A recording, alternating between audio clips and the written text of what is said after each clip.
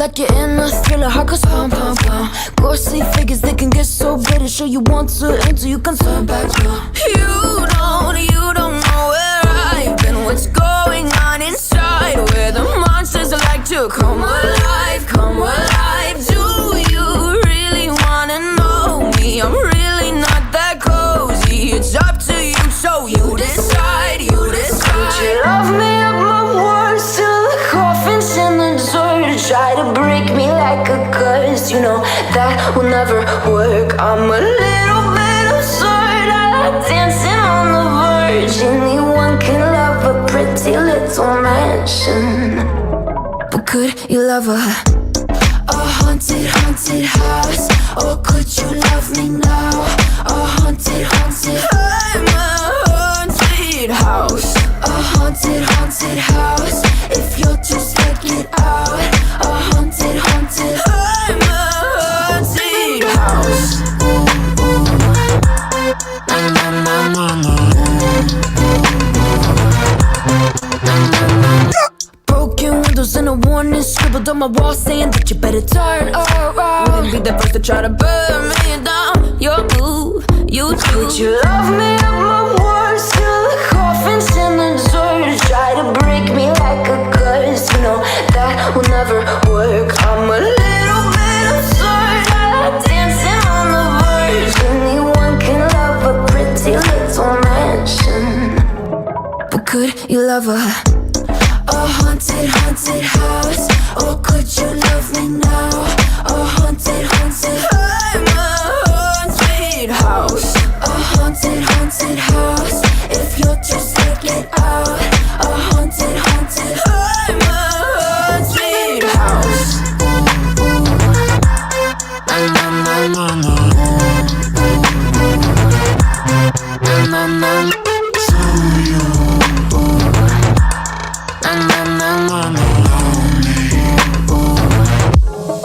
Could you love a haunted, haunted house? Or could you love me now? A haunted, haunted, I'm a haunted house. A haunted, haunted house. If you're just sticking out. A haunted, haunted, I'm a haunted house. Words till the coffin's in the dirt. Anyone can love a pretty little mansion.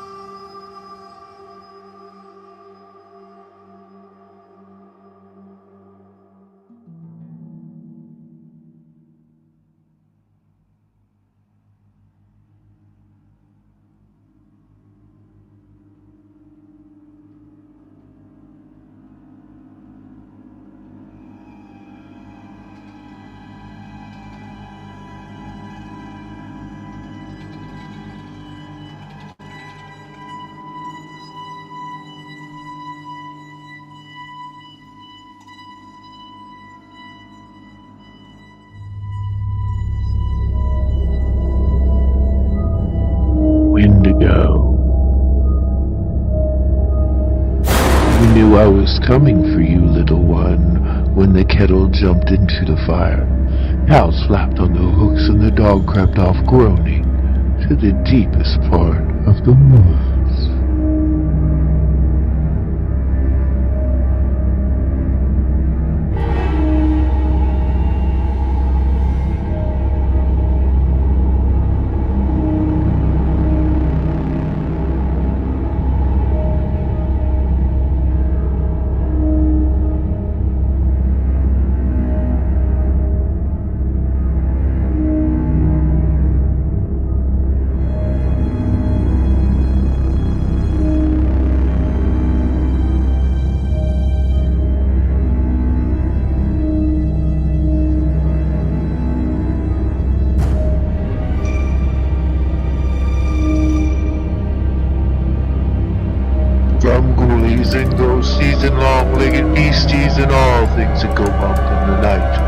Good Lord, deliver us.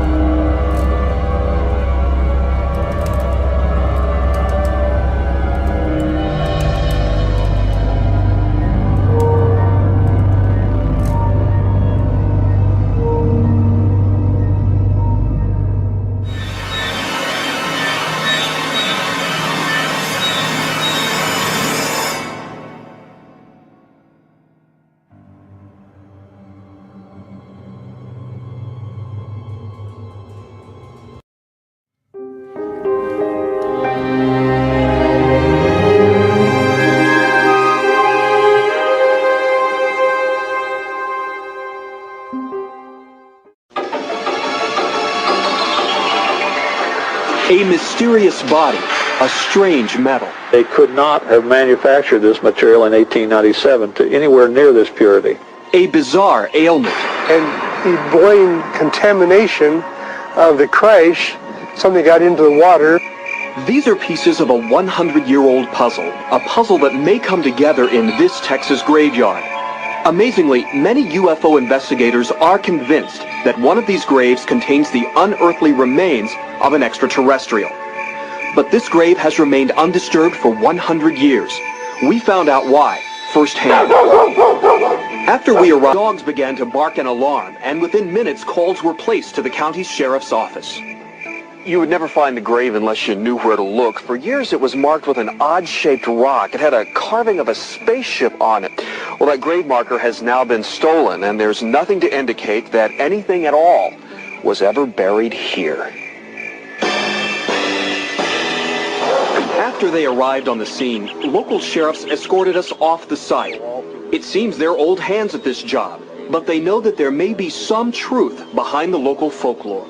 There was an alien ship that crashed here, and they found this, the alien, and the citizens picked up this creature and tried to nurse the creature and hid the creature in a barn, one of the barns that was here. And when the alien died, well, they, buried the creature in this cemetery. Back in the 20s, some people heard the story and came out and was trying to dig up the cemetery, and they had, the local folks got their shotguns out and ferreted off the intruders. That message is still clear today. No trespassing. But those restrictions haven't discouraged researchers from the Mutual UFO Network from piecing together the story. It began with a series of strange encounters in 1896 and 1897. Well, the month of April 1897, people were reporting what we call mysterious airships, for the lack of a better name, all over the Midwest. From Michigan. Would we call them UFOs now? You wouldn't call them UFOs now, yes. But this particular encounter was different from the others. One of these airships allegedly crashed into a large wooden windlass or windmill. That was the beginning. Charlie Stevens saw this object coming in at 4 a.m. in the morning, and it came up and hit the windlass and destroyed it, and what Charlie Stevens was seeing from about 3 miles away down there. It flamed up, it exploded, and you can see the flames from that distance. Today, the story still lives on with Bonnie Oates. He got in 20 foot of this old well house out here, and he said, now right in here is where it happened. I said, well, that's where the well is. He said, there's a lot of twisted metal. In a more sophisticated place or time, this bizarre incident might have attracted more attention. But this was an isolated farming community, and the commotion quickly died. It would be the logical thing to do is say, well, let's clean up the mess, let's bury the thing and go on about our business. Not even realizing the value or the importance scientifically to the find that they had. What did they find? Based on eyewitness accounts, investigator Hayden Hughes managed to create these composites of the ship's dead pilot. Most of the smashed ship was carted off as souvenirs, and at least one metal chunk was buried with the pilot. But a few pieces were tossed down a well near the crash. That might account for the grotesque ailment suffered by Bonnie Oates' husband, Brawley, who later died. And what did he blame that on? Radiation that got into the well water where the crash occurred in 1897. Bonnie, what did your husband believe? Well, he thought there's something somewhere, he didn't know what. Although radiation levels around the crash site are normal, metal fragments may still remain. What do you got there, Bonnie? What is that? Oh, that's... Bonnie saved some of the metal.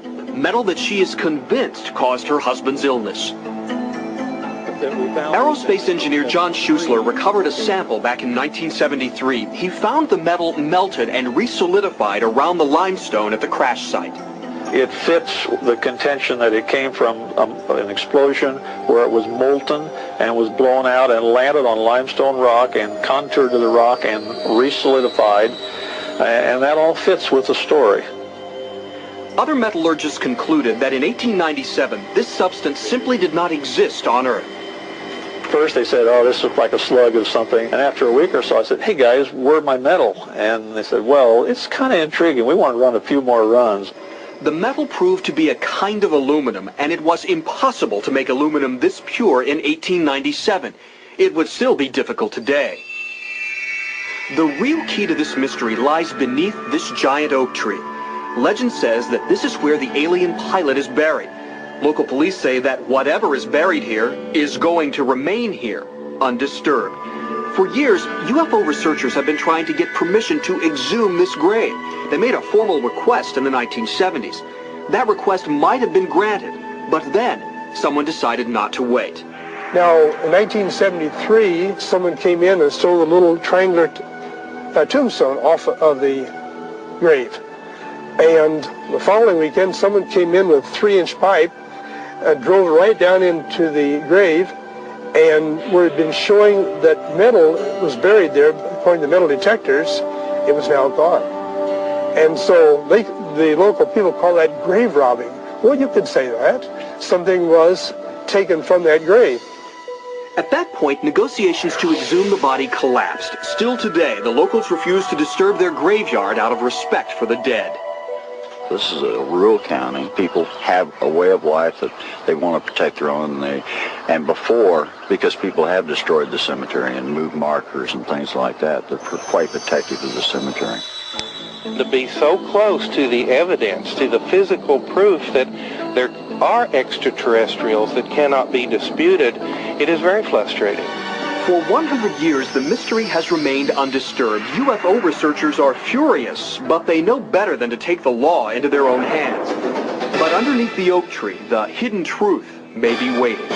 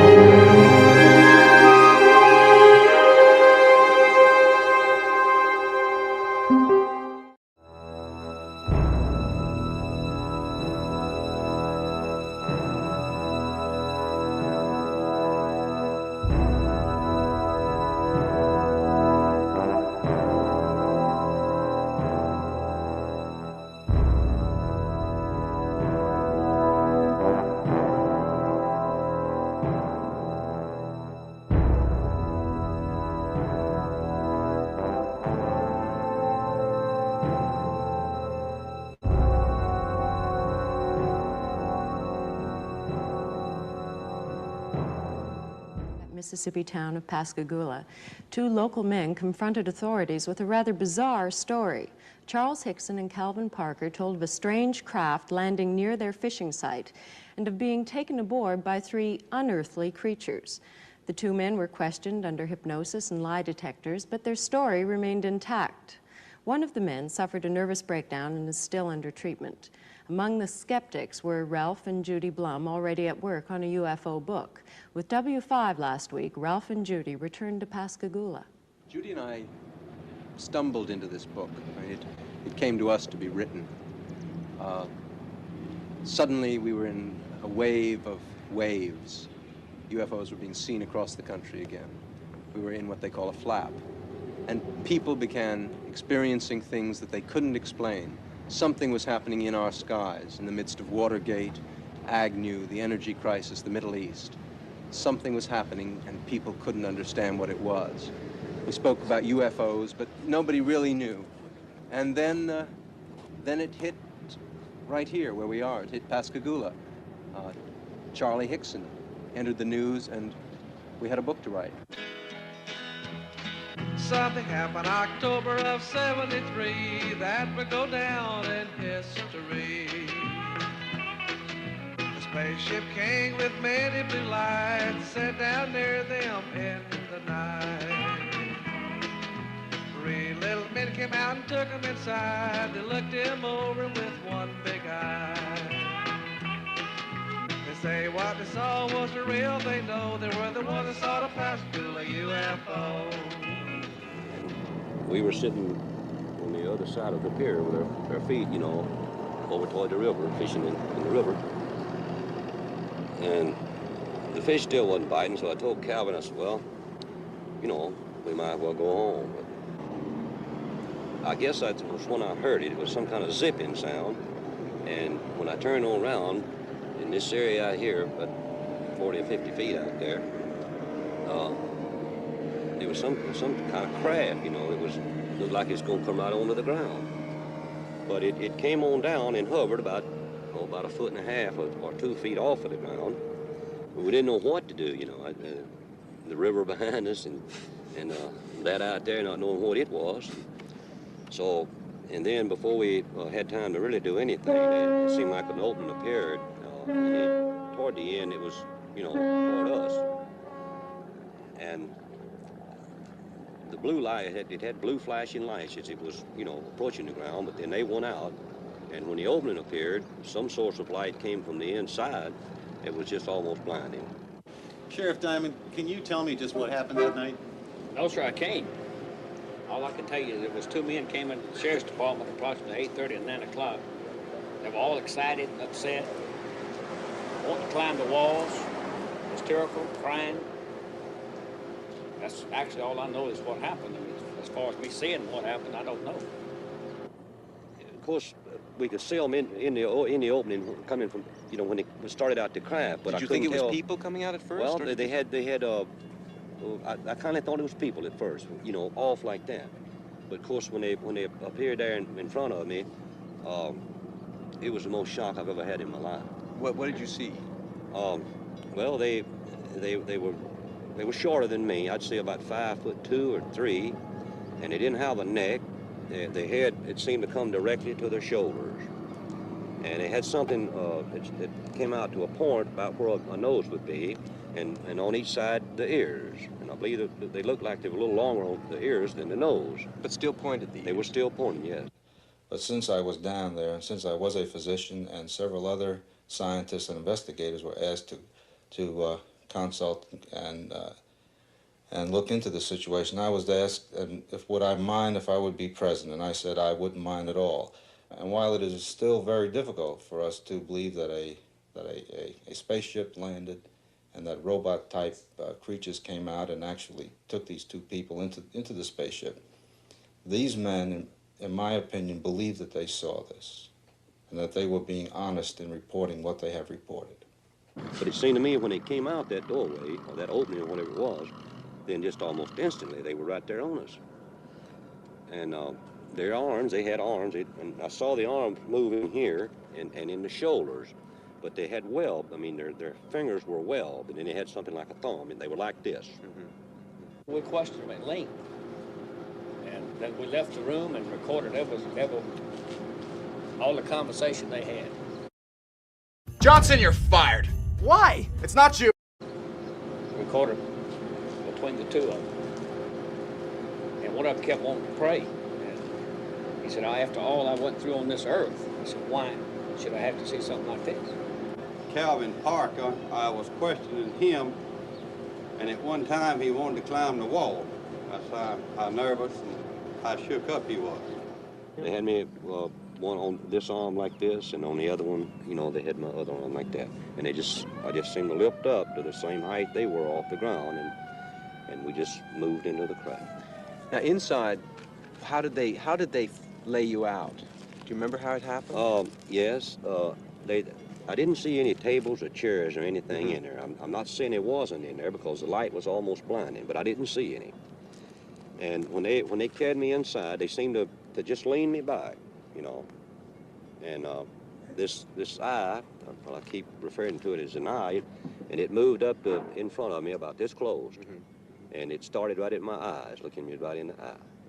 And it seemed, it hesitated there for a few seconds, and it just started moving over my entire body. When they brought me from the craft along this area here, and they didn't drop me, you know, they just released me back to the ground. And I fell. I don't know why my legs were weak. I don't know why it was the fright or what it was, but I fell onto the ground. And that's when I seen Calvin. He's standing right over here in this area, and he was standing facing the river with his arms outstretched like that, just like he was staring at something. Tell me about the lie detector test. Well, so that was run by Pilkington. Was it Pilkington? Pennington. Pennington. That they run this type of test about 6 times a day. And when they were asked to come over here to talk to these people, they had in their mind that it was just a big joke. And if I understand it correctly, they ran one test on Mr. Hickson. The machine showed that he was telling the truth. Then they run another one. And then the examiner, he began to wonder himself. So he ran the third test, and he believed just what Mr. Hickson had told him. Mr. Booth, tell me what happened that night in October. Well, I got up and had turned off the TV and come to the front door, which you could see right behind me. Just as usual, checking to see if it was locked. So I looked out the window at the top, and naturally I saw this object above the street light out there. So naturally it caught my eye with the lights was on it. Couldn't hear any racket or anything. So I opened the door after a few seconds to step out to see if I could really tell what it was. It just took off. Can you describe it? Well, it was round, had lights all the way around it, turning in a counter-clockwise motion. It had a dome on top with a bright light shining out through the top of it. To tell the actual figure of it or anything, you couldn't tell. You could just see the lights and the one on top. When it happened to Charlie, the creatures, whatever they were, didn't communicate with him. Now, it's enough to say you saw a UFO to give you trouble these days in some towns. To be taken aboard is just a suspect idea. But somehow, if the creatures don't give you a message, you're just a touch less incredible. And Charlie says what he said and what we wrote about in the book. It was like they had a job to do, and they came and they did it. I think there has to be a reason why that Calvin and me was picked. Maybe because you could take it. Well, it might be. I don't know. I think that they know more of what's going on down here on this earth than we think. And I don't know, they might have been, you might say, looking for somebody that could, you might say, hold up under the strain and convince people that there is another world and there's some kind of life on that world up there. They were the ones that saw the Pascagoula UFO.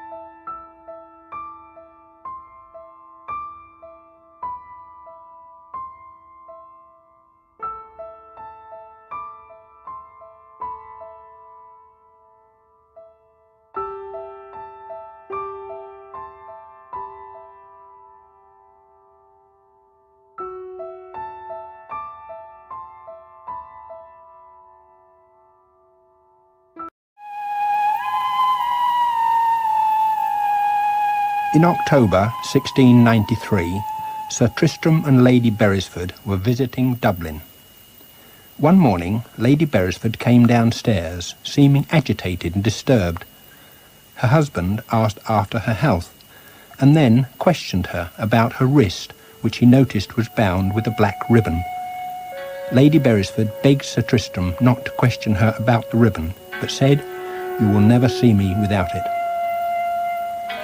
That morning she had had a premonition that her friend Lord Tyrone was dead, that he died in fact on the previous Tuesday. And sure enough, confirmation arrived that day. Lord Tyrone had indeed died on the previous Tuesday. For the rest of her life, Lady Beresford was never seen without the black ribbon on her wrist. And it was not until she was on her deathbed that she related the reason to her children. On the morning that Sir Tristram had questioned her, she had suddenly found herself wide awake. Sitting beside her bed, she saw her friend, Lord Tyrone, who told her of his death. She asked for some convincing sign that she was not dreaming, whereupon he hooked up the bed hangings in an unusual manner and wrote his signature in her pocketbook. Lady Beresford was still not convinced and asked for more proof. Then Lord Tyrone placed his hand, which was as cold as marble, on her wrist for a second, and immediately the sinews shrank and withered at the touch. Lady Beresford wore the black ribbon round her wrist to hide the withered skin. She instructed her children, after her death, to unbind the ribbon and look at her wrist. When they did so, they discovered their mother's wrist was as she had described. Lady Elizabeth Cobb, the granddaughter of Lady Beresford, preserved both the ribbon and the ghostly signature at her home in Bath for many years. I'm Peter Underwood. I'll be back on the Ghost Watch soon.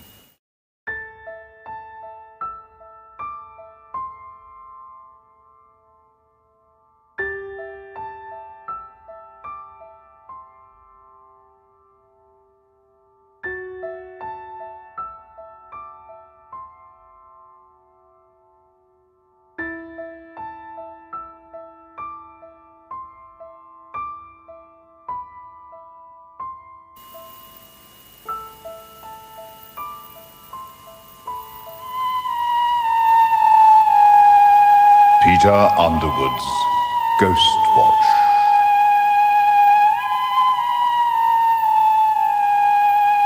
Among the hundreds of ancient and haunted houses in England, 12th century Beeley Abbey in Essex is especially full of atmosphere. In particular, the haunted room with its enormous four-poster made for James I, its massive furniture, heavy oak beams and dark corners. It is reputed to be haunted by the ghost of Sir John Gate, once the owner of Beeley Abbey. He may have entertained Lady Jane Grey there. At all events, he was beheaded on Tower Green because of his involvement with the 9 Days Queen. His ghost still walks, it is said, each 22nd of August, the anniversary of his death in 1553. The house has been owned for years now by the Foyle family, and some years ago, Christina Foyle decided she would sleep in the haunted room, despite the fact that it had not been used for over 50 years. She did so, and told me of her harrowing, never-to-be-forgotten experience.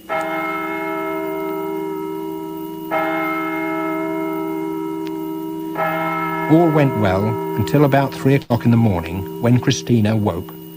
The room was vibrating. Everything seemed to be shuddering, and even the water jug spilled over. It was no dream or imagination. It was all really happening.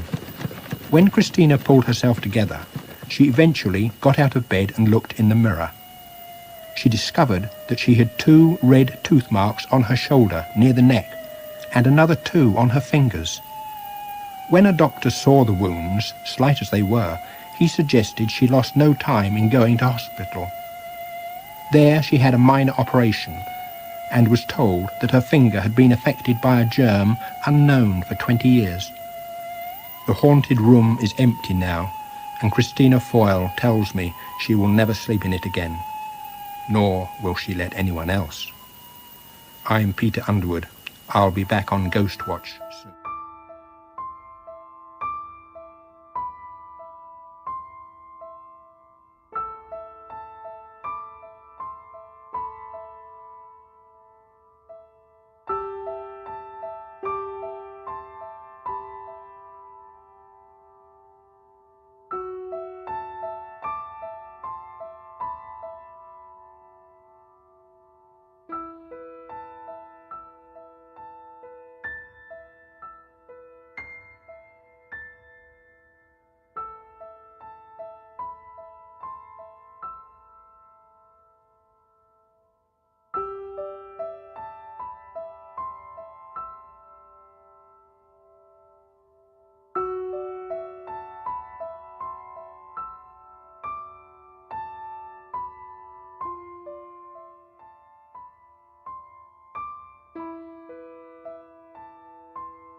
is a grave site for some of the 2,000 many sites with stories of horrific events. In Halifax, for example, there are markers all over the city to commemorate one of the world's great disasters, the Halifax explosion. One of them is a grave site for some of the 2,000 killed, and Susan Gorel lives right next door.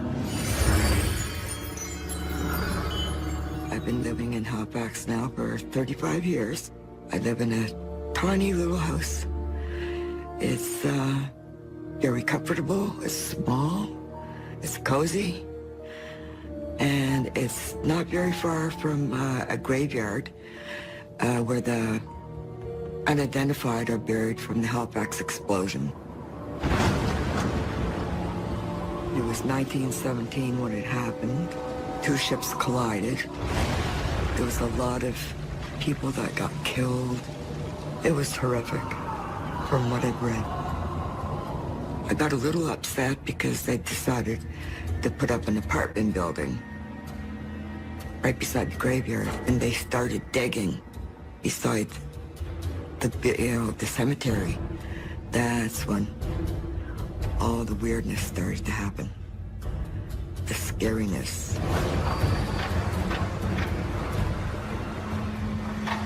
There is a lot of people buried in there. And I think myself, a lot of people are not resting in there. They're not being respected. And I think they're angry. That land should never have been touched.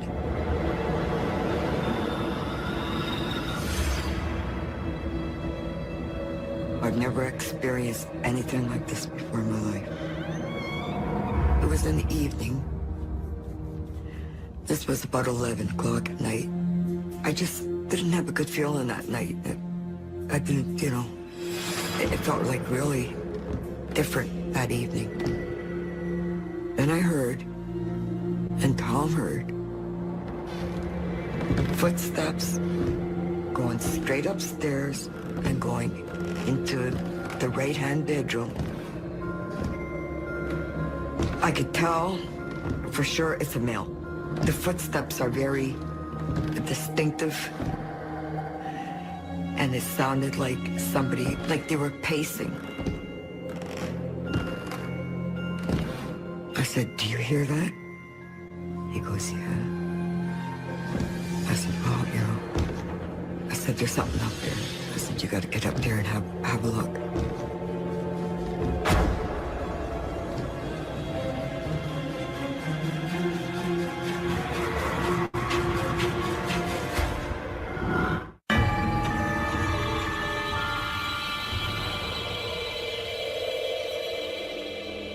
Then I heard footsteps going straight upstairs and going into the right-hand bedroom. I said, "There's something up there." I said, "You got to get up there and have a look." He actually got out of bed, went up there.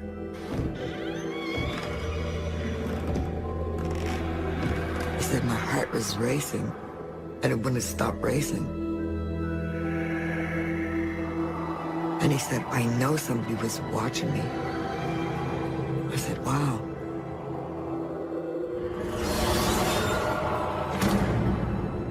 Every night, every single night, you can hear, you'll hear something every night. If they dug more, the sounds got louder, there would be more activity. I don't mind guests, human guests, per se, but it does, you know, get a little scary at times.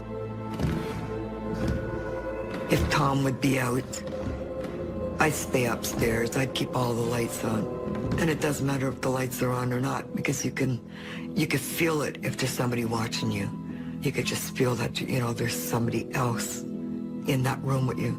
So I'd call him up. I'd actually disturb the poor man and say, "When are you coming home?" And I'd tell him, you know, all night I felt the same thing. And it's very uncomfortable.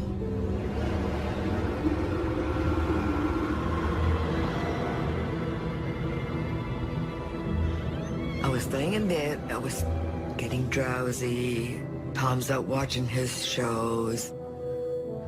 I think I'm gonna, bed down for the night, and I'm gonna call it quits.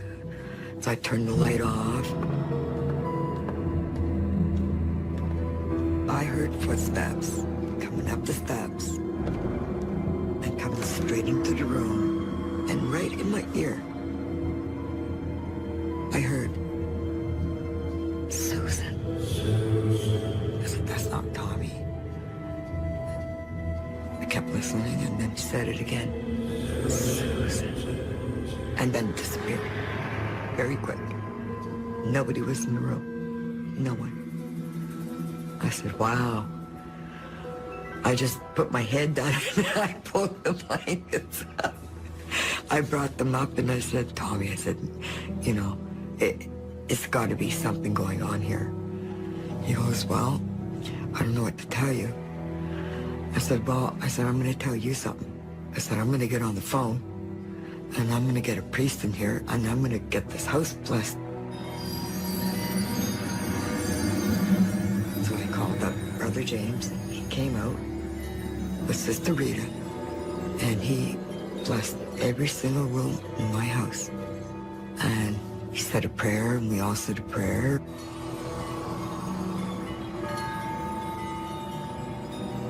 About a week later, it started right back up again. But this time, it got louder.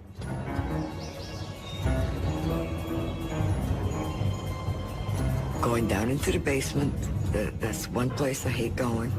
You could just feel that, there's somebody else in that room with you. And it's very uncomfortable.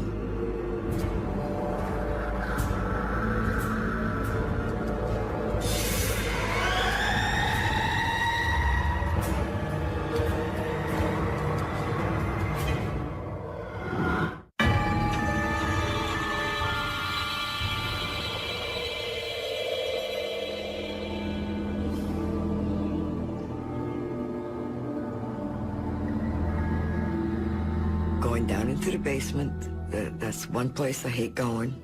You could just feel that, there's somebody else in that room with you. And it's very uncomfortable. I went down, put a load of laundry in, and my washer and dryer are pretty, close together. And then we have an exercise area where Tom works out.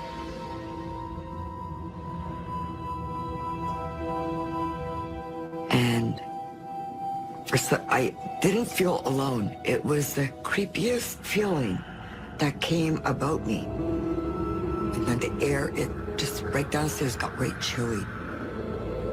And it was just a chill that went behind me.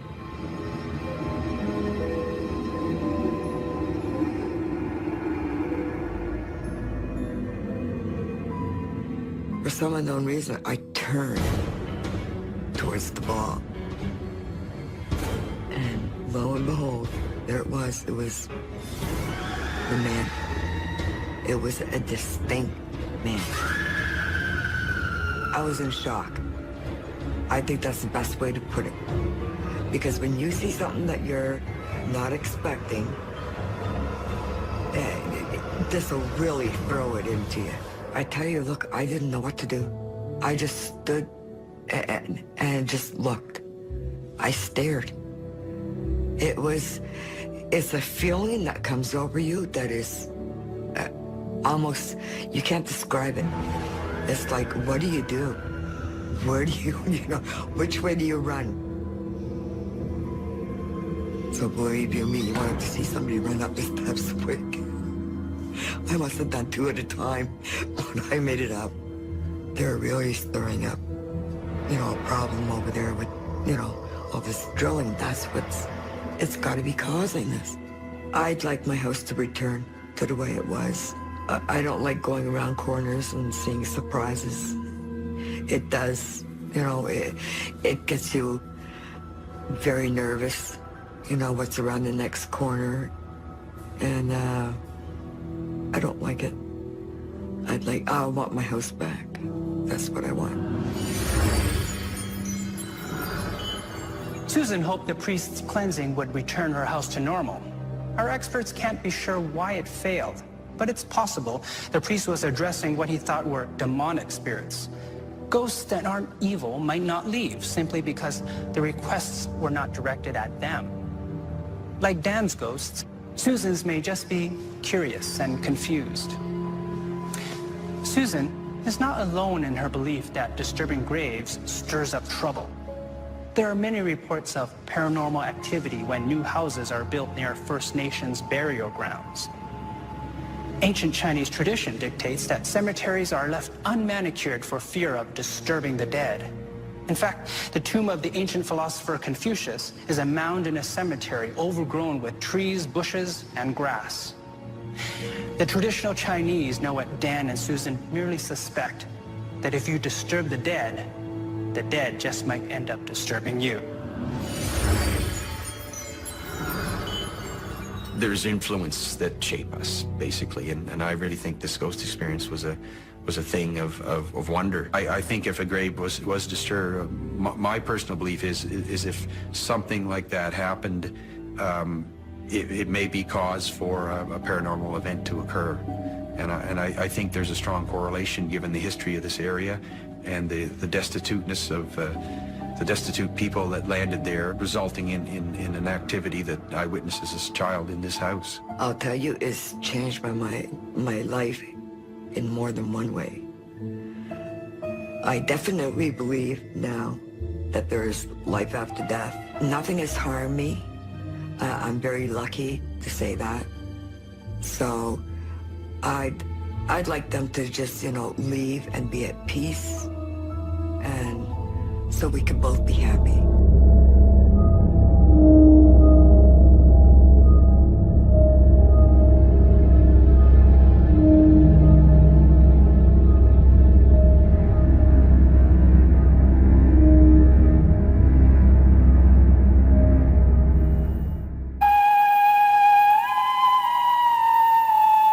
Borley Rectory in Essex, which was built in 1863, was known as the most haunted house in England until it was destroyed by fire in 1938. Every single person who ever lived in this rambling red brick property asserted that they heard, saw and experienced ghostly happenings. There were dozens of ghostly sightings of a ghost nun and a coach and horses. A nun had, apparently, been caught eloping with a brother from a nearby monastery in the 17th century. They were chased and caught. The brother was hanged and the nun bricked up alive. Was it she who haunted the rectory? As I said, each person who lived at Borley talked of a ghostly experience. And one sighting of the nun was by 4 sisters who were returning from a garden party one July afternoon. They all saw her from different vantage points in the garden at the same time. A later rector at Borley poured scorn upon the ghosts, saying it was pointless wandering about aimlessly, making footsteps and other noises and moving objects about. After he died, he said, he would try to reappear with a positive action, like throwing mothballs about, so that those alive would know that it were he. 20 years later, the rector, long dead and buried, the house was empty and was in fact the subject of a scientific study of the supernatural. One day, a party of investigators arrived at the house, and when they opened the door, they were greeted by a hail of mothballs. Even after the rectory was burnt to the ground, the site was repeatedly reported to be haunted by the ghost of the restless, tragic young nun. I'm Peter Underwood.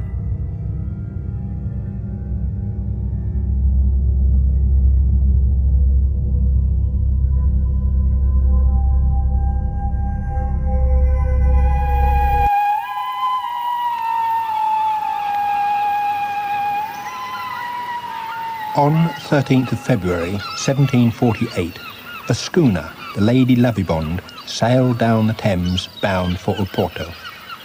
Captain Simon Reed and his new wife, together with other guests, were making merry in the captain's cabin.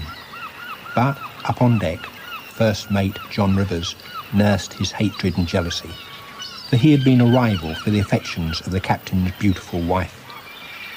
his morbid thoughts precipitated an action that is renowned. For John Rivers casually picked up a belaying pin and shattered the helmsman's skull. Unnoticed, he took the helm himself and swung the Lady Lovibond over. With a grinding crash, the schooner hit the Goodwin Sands. The masts snapped and toppled into the sea. The timbers split like matchwood, and amid the din, the doomed ship rang with the mad laughter of the unrequited suitor, John Rivers. By first light, on the 14th of February, 1748, the Lady Lovibond and all aboard had been sucked into the Goodwin Sands forever. Or had she? 50 years later, to the day, Captain James Westlake, aboard the coasting vessel Edenbridge, was skirting the Goodwins when he caught sight of a three-masted schooner bearing down on him with sails set. As the ship passed close by, he heard female laughter and other sounds of merrymaking. On the same day, the crew of a fishing vessel told how they saw a similar vessel break up before their eyes. But when they went to the rescue, they discovered nothing but empty sand and water. And every 50 years, since 1748, the ghostly Lady Lovibond has been seen re-enacting her last minutes on the Goodwin Sands. She was seen from Deal in 1848 and again in 1898. In 1948, an Italian vessel reported seeing the ghost ship before she herself was wrecked on the treacherous sands. And the next sighting should be in 1998, when researchers with sophisticated equipment will attempt to record for all time the sight and sound of the tragic event which happened so long ago. This is Peter Underwood. I'll be back on Ghost Watch soon.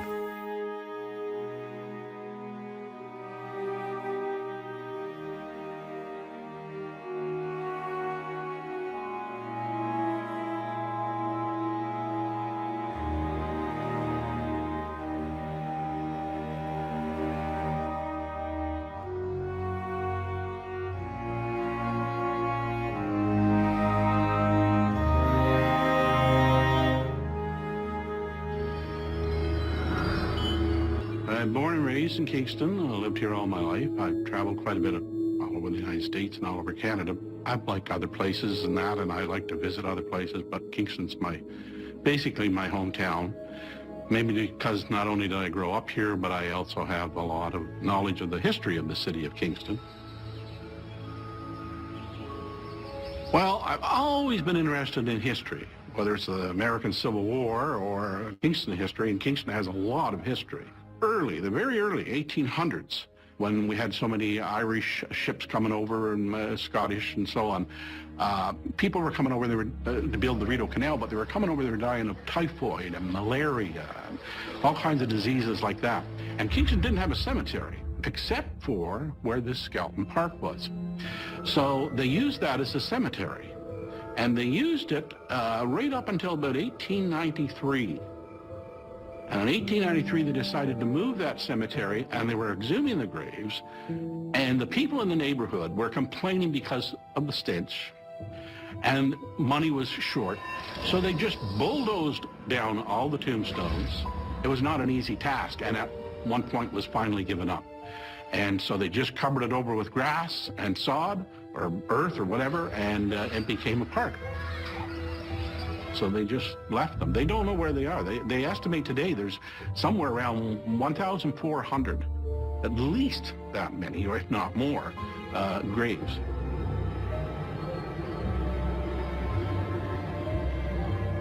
Unless you study the history of Kingston, you would never know that that was Kingston's very first cemetery.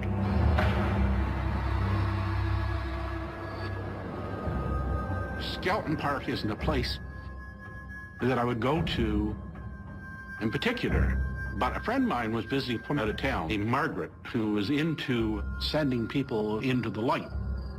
But one of the things that they do is visit graveyards and walk into the graveyards, and if there's any spirits there that have not yet moved on into the light, they send them to the light. And whether I believe it or I don't believe it, I guess I certainly believe it now, because that particular night, it involved me.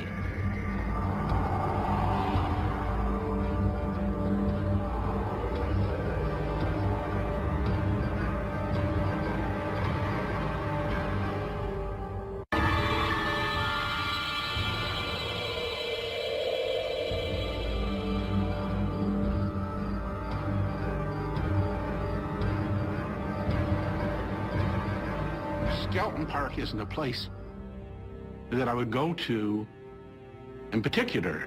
But a friend of mine was visiting from out of town named Margaret, who was into sending people into the light.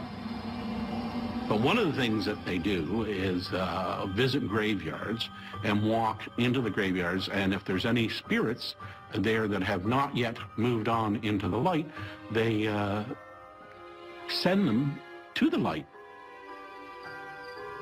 This one particular night when Margaret was in town, she said, "Do you have any more haunted places you can take me to?" Because I had did this sort of thing before. In the daytime, I had stopped at certain little cemeteries and let Margaret walk through the cemetery, and then she'd come back and get in the car, and away we'd go. I had no experiences or feelings about it one way or the other. There is a place, I said, not too many people know about. It's called Skelton Park. It was nicknamed Skelton Park because it used to be a graveyard. And I said, there are a lot of people still buried there. Well, can we go there?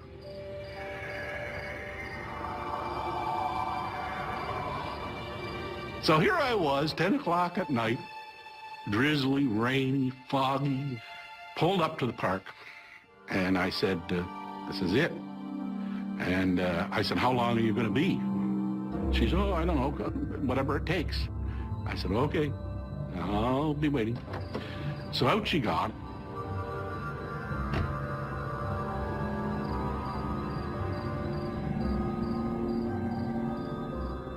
I saw her going, and then all of a sudden she just disappeared. It's hard to keep track of time when these things happen. I want to say 5 minutes, but maybe it was 10 minutes. And all of a sudden, the wind started blowing, the car started shaking a little bit. And then, sometimes when you recall things, it's difficult.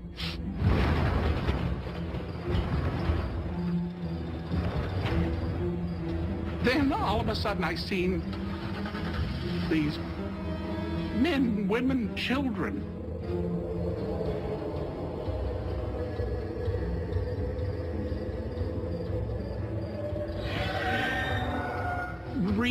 reaching out, and I'm looking at them through the windshield.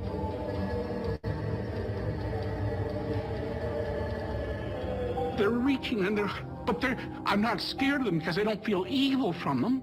And they were in, like, not clothes that we would wear today. The clothes were tattered or ripped, or maybe they were very poor people. Remember, they come over on these immigrant ships. They might have had just the clothes they had on their back. And when they died, that's the clothes they were buried in. And they were worn and they were tattered, and that's probably why I was seeing that. Then, of course, I started hearing I call it wailing. You know, help us, help us. It was kind of an eerie sensation to be looking at these people, you know, reaching out for you. It's like, please help me. I think that's sort of the communication I got from these people, is that they were trying to say, we're here, we're here, we're here. Can you hear us?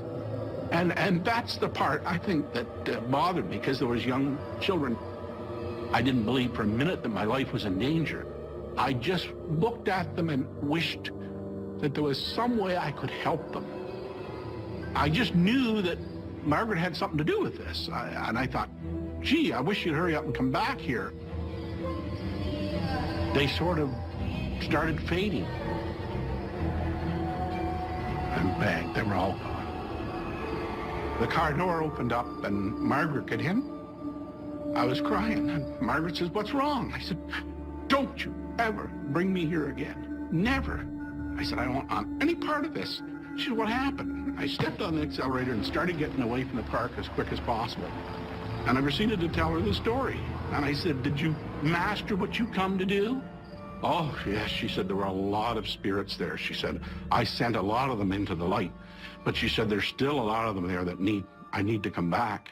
I said, not with me, you know. I think to myself, do people get stuck in between here and there?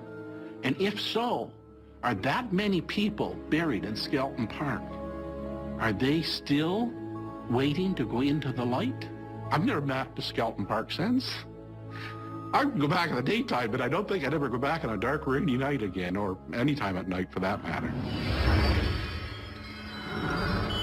John wonders if spirits can be stuck between this world and the next.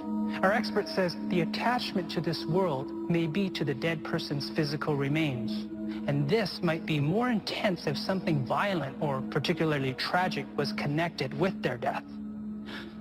John and Chuck were aware of the history surrounding their ghostly encounters, but for both of them, the ghost's appearance radically changed their connection to the past, a past that will live on through them. Today, it would be a much different story. Today, when human remains are found, whether it's in a wall from a building they're tearing down or whatever it is, today, it means something. These were human beings at one time. These people have a right for us to know when they find these bodies in the woods. Who was this person? What happened to them? I realized, gee, there is another world out there. There are people that have not yet went into that light.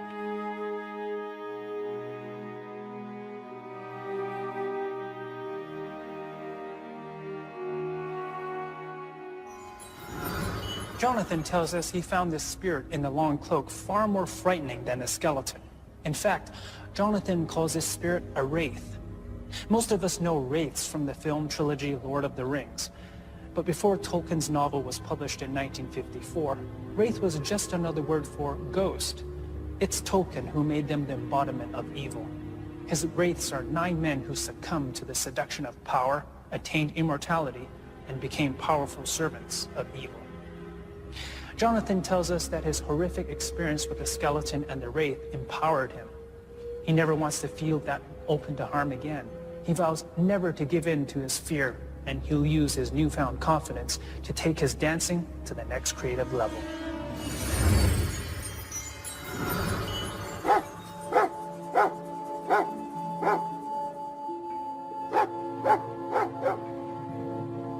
I spent a lot of my time in the basement, and I actually had a housekeeper that lived in with us for about a year. She had grown. She would actually get my dog, Sneaker at the time, to go downstairs first before she went downstairs. She always felt that there was something down there, something talking to her.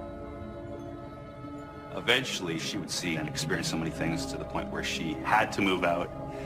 She had lived in what's now my control room. That room ended up becoming my studio where I write my music. It's where most of my inspiration comes to me.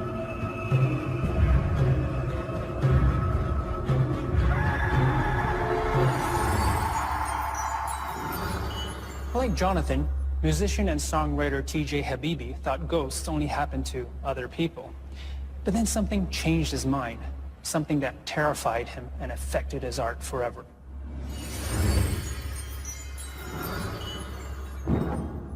Even when people weren't home, I would hear things creaking upstairs, walking, big steps. From then on, it just kind of developed into something a lot more intense. There was one incident where I was sitting in the control room. I heard a little bit of a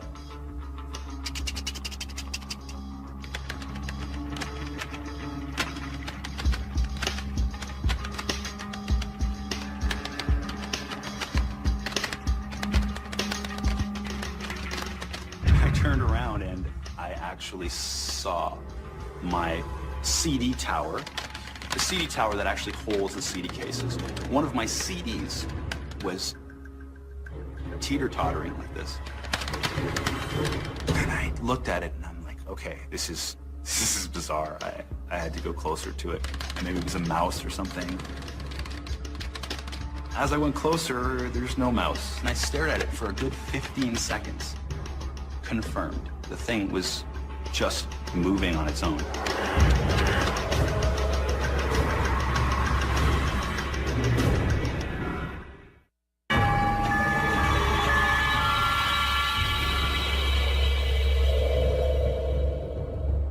I was sitting in the control room. I turned around and I actually saw my CD tower. The CD tower that actually holds the CD cases. One of my CDs was teeter-tottering like this. The thing was moving on its own. There had to have been at least 10 or 20 CDs on that rack. The one that was moving was mine. In the corner of your eye, you would see something. And at that point, I knew something was trying to talk to me. This was the first time I'd actually been freaked out and scared of something that happened in my house.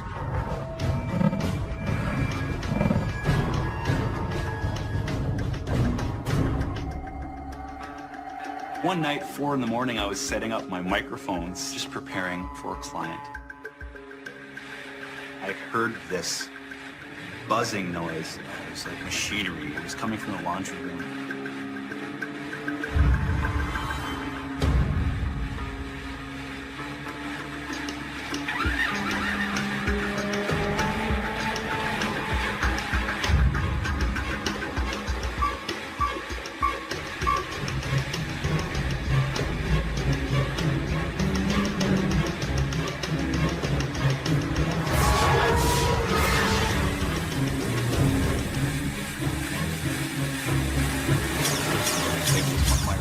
That I had gotten as a kid that I had never turned on since the 80s. It's the kind of machine that you'd have to turn on physically. You'd have to take the switch and move it to the right. So it's not like a radio-controlled robot. It's just a switch on or off. I wasn't hallucinating. The thing was on. After seeing that movie Poltergeist, these teddy bears coming to life, clowns and all this stuff, and it's been engraved in my head that I don't want to ever see that, you know, and having dreams, nightmares about these things. A thing happened in front of my eyes, and I was beside myself. I couldn't react, I couldn't move.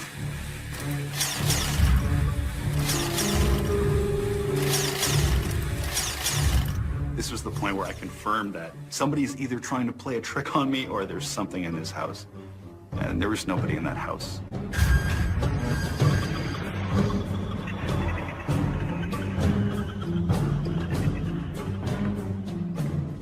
I didn't sleep that night. I had crashed at a friend's house. I just couldn't sleep at my house that night.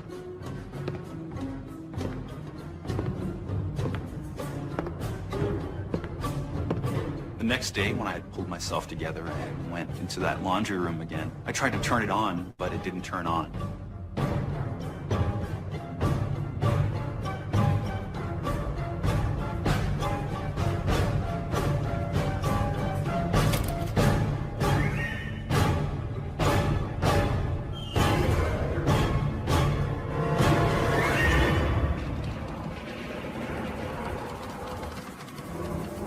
After all these things that had happened to me, I'd taken it upon myself to turn my mics on and just to see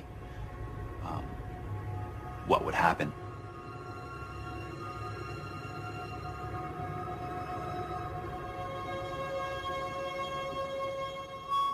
I'd leave them on all night, pressed record for a good 10 hours while I slept, just to see what was going on.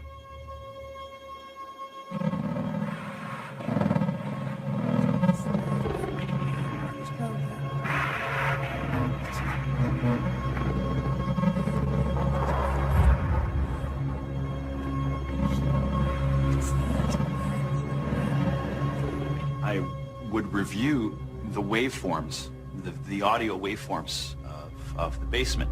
In a normal environment, yeah, you wouldn't hear anything. You would probably hear the odd wood crack or something upstairs.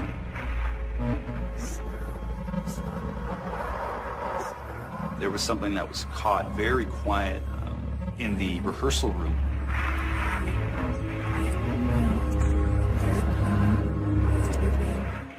There was some conversation there. Two completely different personalities just talking. I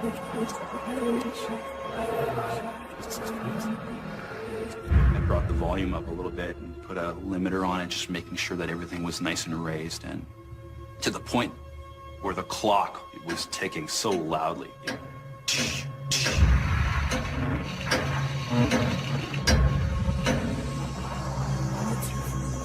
There's this two people talking. I was really frightened, but I don't think these people want to hurt me, but they don't really, I don't feel that they're necessarily interested in helping me. I just think they want to play a game with me. I think they just want to taunt me. They just want to have fun with me, and that's fine, you know. I'll indulge you. I think it's sometimes my own fault when I get scared. I don't think I should be scared. It's just my own, you know, fight or flight instinct, or you know, the fear comes over me when my robot turns on, you know. It's, you know, but I haven't been threatened. Nothing's fallen on my head. Nothing's, you know. So it's all been good things. To this day, I still feel that I'm inspired by other powers, others, spirits, if you will.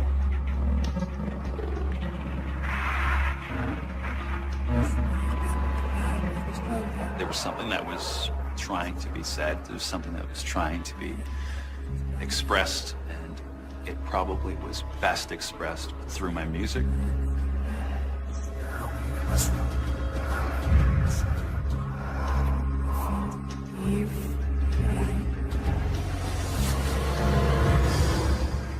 Sometimes it's just the most bizarre thing when these lyrics come to me that I normally would not even, these words that I would never use, and they would come to me mostly when I'm in that house. There is a song called Ghost of Santa Fe. The lyrics start as, I've been sent through 3 feet full of lead and a vent to tell you that you must repent.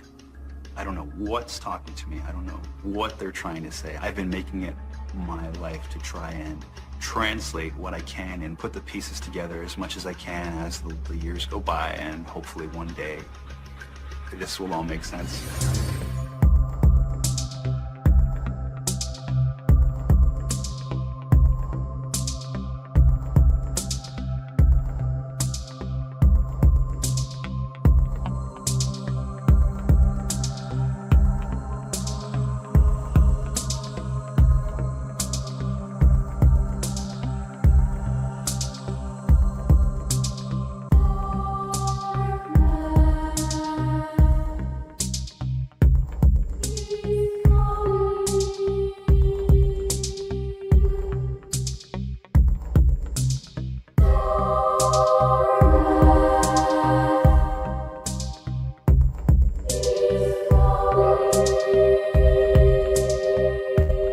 Worth investigating, which are not, and I think this one is. What are some of the more common signs of a haunting, things that show up here as well as other cases you've looked into?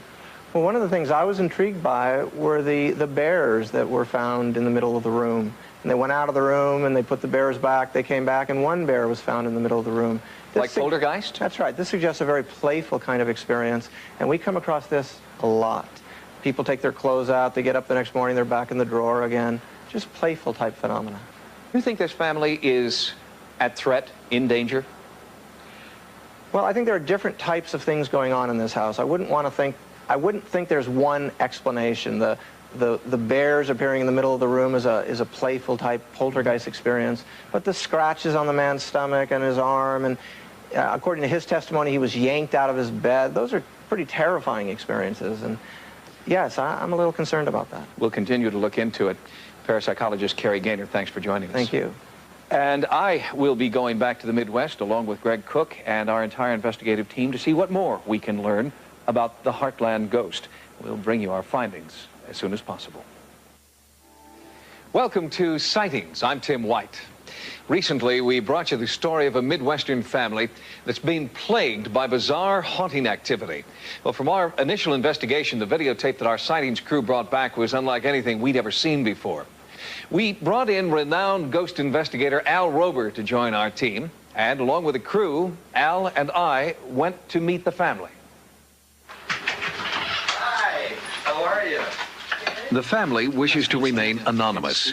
We're using pseudonyms here and concealing the father's identity. How are the scratches that you had that we saw before, are they healing? Well, this is said here scarred. The ones on my stomach are healing up pretty good. Just 2 weeks before, these bleeding welts materialized on camera during our first Sightings investigation.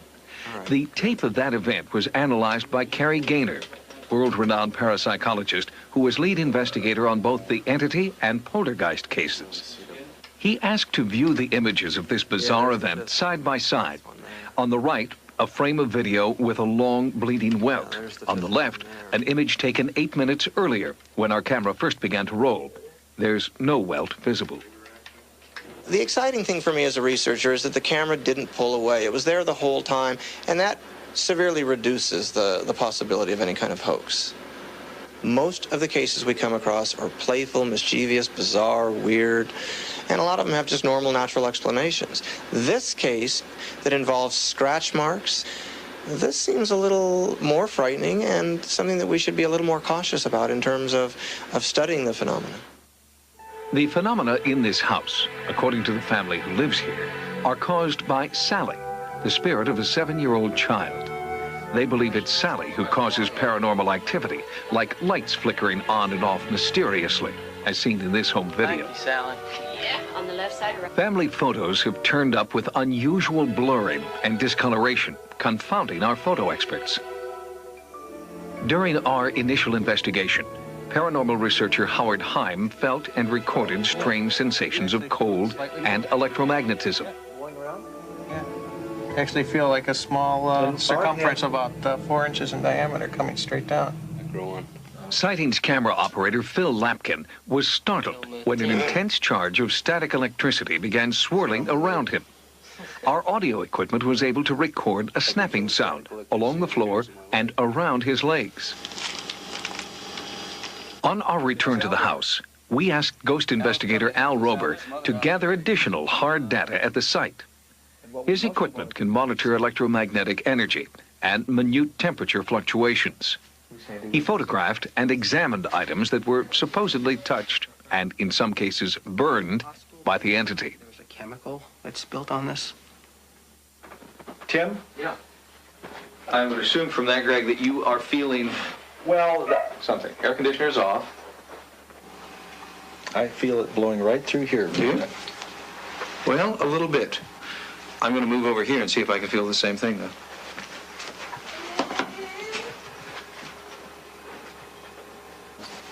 Yeah, now we're in front of a window and an air conditioner that's off. Right. All right, I definitely can feel a sense of some air moving there. Yeah. Let's sit back down and talk, especially if Taylor's As we continued videotaping, I was not the only member of the sightings crew who seemed to feel a strange sensation of cold air circulating in small, isolated patches. It happened again and again. Oh, man. That's weird. It's right, yeah, right here. Ooh, and boy. the hair on your arms is standing up. Right here. I can see the hair over in this area here. Ooh, just right here. Down behind you, too. In and of itself, the sensation of cold and static electricity was intriguing, but not proof of the existence of Sally. However, the sensations, some were feeling more strongly than others, were usually followed by physical harm to Jeff. More. Oh, well, now that's very interesting. Would it be okay if I sit down? Why don't you sit down? I can tell that you're losing your breath right now. Sally, what did I tell you? Sally, we see you. We know you're here. Whoever or whatever was responsible for these painful scratches struck repeatedly throughout the day. At one point, new welts began to form on Jeff's stomach. Then, I was shocked to see mysterious welts forming on his forehead. This whole spirit thing scares me, and it just, some of the things she's done, she's lit fires, and I think, well, if she wants to hurt me, why couldn't she just light me on fire or whatever she does to some of the other things around here? But yeah, this is as far as she goes. Al, are you saying that virtually everything that you've seen here today could be explained through psychokinesis or some sort of projection? Yeah, that's exactly what I'm saying. Understanding his feelings here and his intense fear, he's very frightened and uncomfortable being thrust into this environment. That's not to say that there isn't a little girl ghost walking around, because in cases when you do have a poltergeist, they seem to draw off the same energies. On Jeff's stomach. Then, I was shocked to see mysterious welts forming on his forehead. this whole spirit thing scares me, and it just, some of the things she's done, she's lit fires, and I think, well, if she wants to hurt me, why couldn't she just light me on fire or whatever she does to some of the other things around here? But yeah, this is as far as she goes. Al, are you saying that virtually everything that you've seen here today could be explained through psychokinesis or some sort of projection? Yeah, that's exactly what I'm saying. Understanding his feelings here and his intense fear, he's very frightened and uncomfortable being thrust into this environment. That's not to say that there isn't a little girl ghost walking around, because in cases when you do have a poltergeist, they seem to draw off the same energies. What would your advice be to the couple living here? One of the things I would tell them would be to try to document some more of this. Another thing that I would do, I would certainly recommend them to get rid of the toys in the corner and get rid of any encouragement that is now going on for this little girl ghost. Whether the source of this bizarre activity lies within Jeff or in an outside entity who craves attention, the result is still unexplainable. What type of energy could create the frightening, diverse phenomena occurring here? Being on site, observing the ghostly activity as it happens, has been a disturbing experience. It's clear that this case merits continued investigation. And whatever comes of it, we will try and pursue it as openly and honestly as we can here on Sightings, and we will share it with you. We'll be back with more Sightings in a moment. For several months, Sightings has been investigating a stunning paranormal event unfolding in America's heartland. A young family is being plagued by ghostly activity that ranges from the innocuous to the bizarre, and it won't go away. We called in renowned psychic Peter James to see if he could communicate with the entity and make the haunting activity stop. Psychic Peter James says he has had the ability to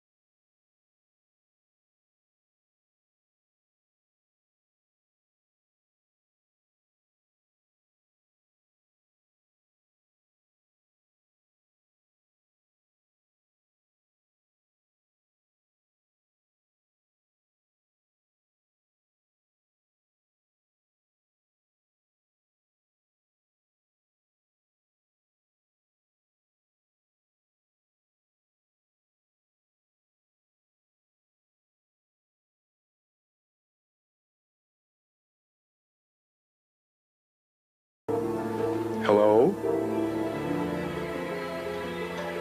Look. Hello? Can you speak to me? Sally? Is that your name, Sally? Sally? Okay.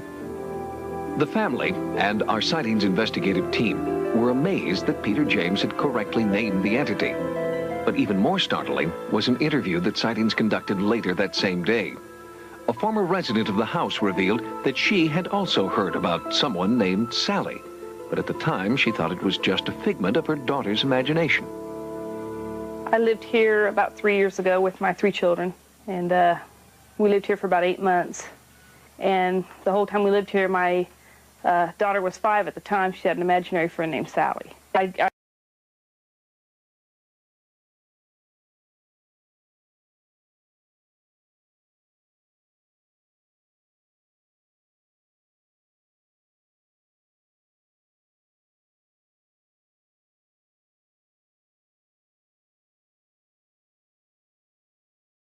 3 children, and we lived here for about 8 months. And the whole time we lived here, my daughter was 5 at the time. She had an imaginary friend named Sally. I'd scold Heather. I would scold her for something, and she would come back and tell me, I didn't do that, Sally did it, or Sally told me to do it. But the former tenants' encounters with Sally were harmless compared to what happened when this family moved in. I can tell that you're losing your breath right now. Without warning, scratches on the husband's body would begin to welt and bleed as our cameras rolled. The mission on this visit was to give Peter James a chance to try to communicate with whoever or whatever was plaguing the family. Would he succeed where parapsychologists had failed? I'm getting a lot of resistance right here at the door, meaning whatever is in the room wants me out. Speak to me. Peter had no prior knowledge about the scratching and bleeding phenomena attributed to Sally. So when the husband began to panic during this session, Peter thought it was just nerves. Really, just now? When you said, speak to me now, Yeah. he felt the cold Yeah. fly past him. And she scratched you? There, my back's been stinging. Are you okay? Yeah, I just... Don't be frightened. There's nothing to be afraid of. Remember, remember, you're in control here. So don't. MC.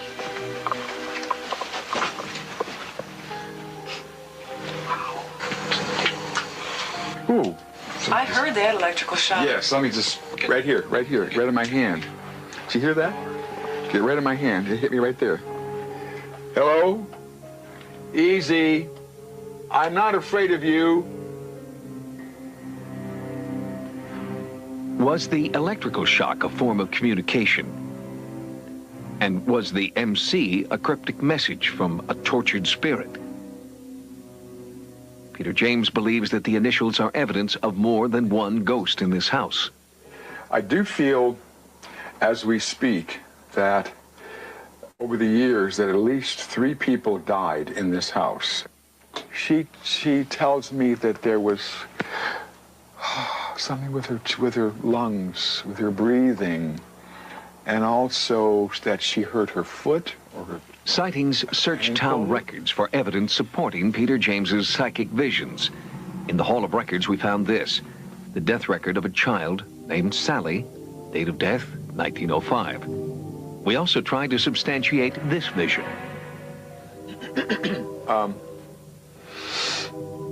Do you know if anyone medical lived in this house? There was a medical person? Yeah, because I feel very medical about this for some reason. In a city directory printed in 1903, sightings discovered that the person living in the house at the time was indeed a physician. And according to city records, he moved out in 1906, just after the death of Sally. Was there a connection? During our investigation, Peter James was drawn to the graveyard, one of the oldest in the town.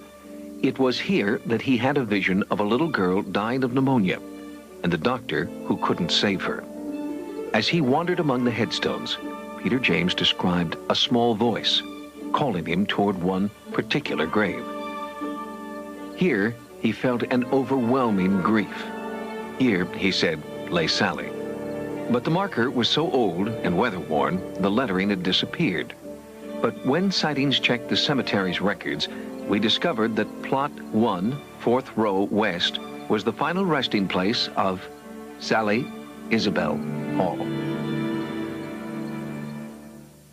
Peter James's visit has helped the family understand a little bit more about what may be causing the haunting in their house. But Peter has not been able to stop the scratching and bleeding and terror that is now part of the family's daily routine.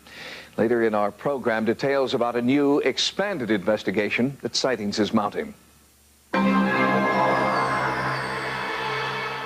From the beginning of our investigation into what we now call the Heartland Ghost, we've sought the advice and expertise of the world's leading parapsychologist, Cary Gaynor. He analyzed our early field tapes, and now, with the growing incidents in the house, Cary Gaynor himself is traveling to the site.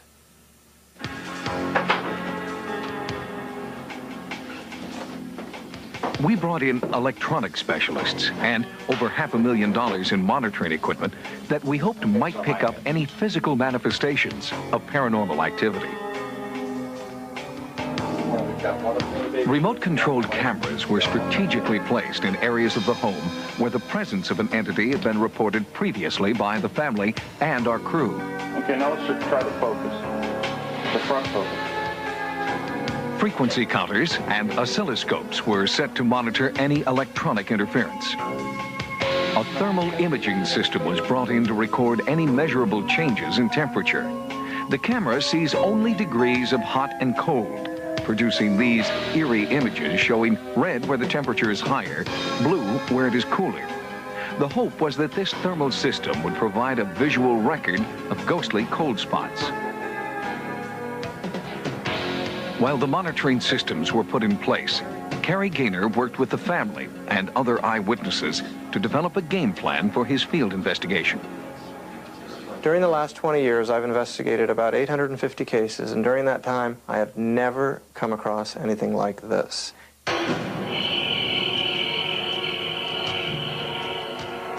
Sightings monitored every part of the house for 24 consecutive hours, while Cary Gaynor kept vigil with the family by candlelight. And still, the entity was not deterred.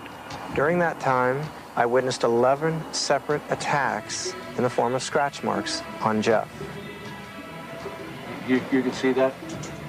Could you please let us know you're here? My arm is numb. Yeah. Our full investigation of the Heartland ghost next time on Sightings.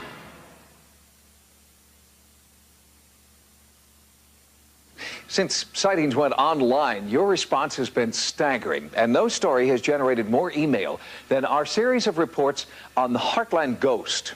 We heard from skeptics, believers, and many viewers who had good ideas about how to broaden our investigation. So good, in fact, that we decided to put them into action when we returned to the house with world-renowned parapsychologist Cary Gaynor. For the Midwestern family who lives here, the last 2 years have been a paranormal nightmare. They've asked us not to reveal their true names, so we're using the pseudonyms Pam, Jeff, and their young son, Donnie. When Sightings first came to document the phenomena here, we were stunned to see long, bleeding welts forming on Jeff's body. He believed it was the work of a child ghost the family calls Sally. I personally want it to stop. We contacted parapsychologist Cary Gaynor, whose groundbreaking investigations of the entity and poltergeist cases have made him an undisputed authority in the field. This is the beginning of the research, and a lot more needs to be done in order for me to really feel comfortable that this is a legitimate case. So, Sightings returned to the house on 2 subsequent occasions, and each time the pattern of bloody welts appeared on Jeff. The number one question that friends and relatives that do know of our situation ask, and I'm sure probably every one of your television viewers ask, is why do you stay here? Why don't you just get out? You know, what holds you there? Curiosity. There needs to be more data so that we can know what exactly this is, what causes it. Why do these things happen to certain people, certain places, certain times? Based on our initial findings, Cary Gaynor joined the Sightings investigative team on our most recent trip to the Midwest. Tell me about your fear level in the beginning and how you feel now. After viewing hours of videotape shot in the field, Cary Gaynor sat with Pam and Jeff to develop a detailed profile of the ghostly activity. We also put in place an arsenal of electronics, oscilloscopes, frequency counters, and surveillance cameras that would monitor the house continuously. Much of our equipment was concentrated in the nursery, where earlier photographic anomalies had been recorded. Another camera position was at the top of the stairs, where, on a previous visit, psychic Peter James had encountered what he felt was a frightening entity. I'm getting a lot of resistance right here at the door, meaning whatever is in the room wants me out. 2 cameras were placed in the living room area, where many people had experienced strange events. Our pictures on the wall are turned upside down. The vacuum will turn off when we're vacuuming. The TV will come back on after we've turned it off. The stereo will come back on after we've turned it off. My son's musical toys will play for no reason. We were now set to monitor any anomalous activity that might occur inside the house. We turned the family kitchen into a control center. Audio transmitters were placed around the house and separate video recorders assigned to each camera. We also set up a handheld thermal imaging system. Any unusual cold spots would turn the normally red tones of human flesh to blue. During this setup, producer Craig Armstrong had his own encounter. There it went right again, right over here. But I get this, I get like a cool right here, right here. It's really weird. Perhaps it was a premonition of things to come, or a result of what Peter James had felt during his psychic investigation when he sensed death and despair. I do feel, as we speak, that over the years that at least 3 people died in this house. Our review of town records confirmed Peter James's psychic impressions. 3 people did, in fact, die in the house.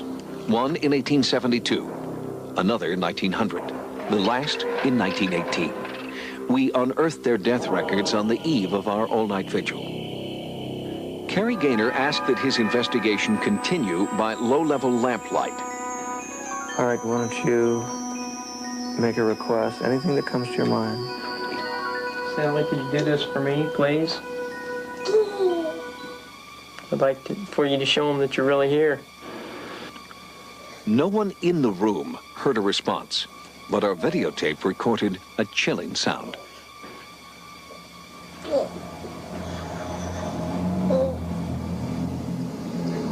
We've asked 2 independent experts to analyze the sound and determine its possible origin. We'll bring you the complete report on their findings later in this program. Talk about not having much longer. Understand. During the time that the strange sound was being recorded, only one of 2 oil lamps began to flicker. Although the wick was trimmed, the windows were closed, and the air was still. Then, a few minutes later, Jeff felt a bizarre chill in front of him.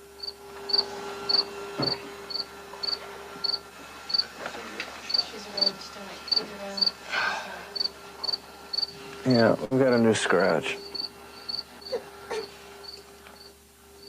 Yeah, we got fresh blood here. This wasn't here 2 minutes ago. It was just one of many scratches that appeared periodically throughout a night of bizarre events. When Pam walked in a specific area at the top of the stairs where many had felt a menacing presence, our frequency counter suddenly and inexplicably jumped from 399 to 575 megahertz. Earlier in the day, in the same area, one of our surveillance cameras picked up large amounts of interference, seen here in slow motion. But this camera was on a closed circuit, and it would be impossible for it to pick up electrical interference. And in the nursery, video signals seemed to drift and then disappear entirely, although there was no break in electrical power or the video cable. After a few moments, the signal returned to normal.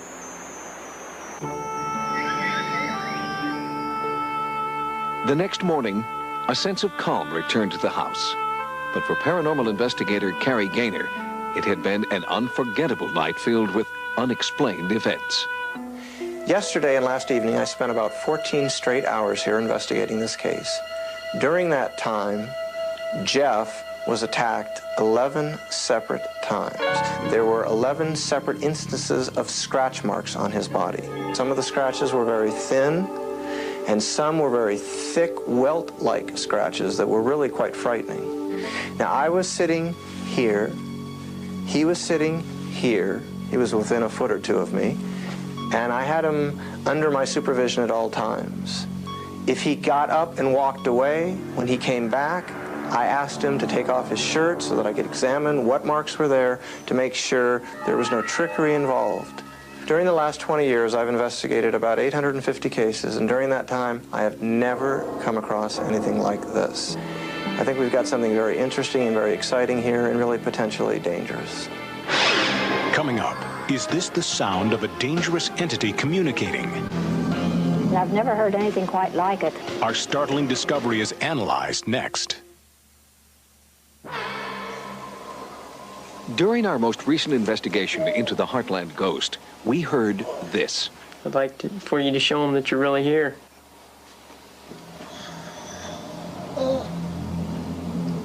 That anomalous low-level noise wasn't heard in the field by producer Craig Armstrong or any other member of our crew. But back in our sightings offices, in the midst of an edit session, Armstrong and editor Mark Quinn Anderson heard the ghostly sounds that seemed to come in response to Jeff's plea.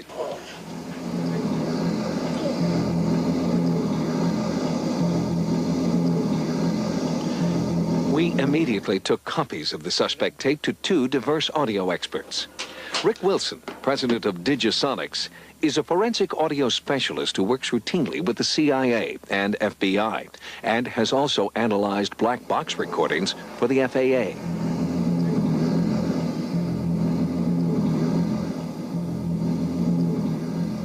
We looked for a lot of the characteristics that would immediately identify it as a definitely mechanical sound, as a definitely electronic sound, and those were ruled out. See, one thing that makes this sound interesting and eliminates a lot of possibilities right off the bat is that above about 500 hertz, there's nothing there. There's nothing in this sound. There's a lot of background noise, but that's constant before and after the sound. But when this sound comes in, it's all low frequency, and that's it. And we cannot, in our own bodies, make that sound. If the sound is not natural, could it be supernatural? For an answer, we turn to electronic voice phenomena authority Sarah Estep. I've been taping for 18 years, and I've investigated a number of haunted homes, houses, properties, locations, and I've never heard anything quite like it. It sounds more like an energy sound, perhaps put out by the other side. It's interesting that it came right after Jeff asked Sally to please let them know that she was here. And then this low rumbling sound started and built up in volume, an energy sound that perhaps they produced at his request. Very, very interesting. Is it a ghost? I really have absolutely no way of knowing. I really don't. My best bet is that it's something magnetic. And how that magnetism was introduced is anybody's guess. I'd like for you to show them that you're really here.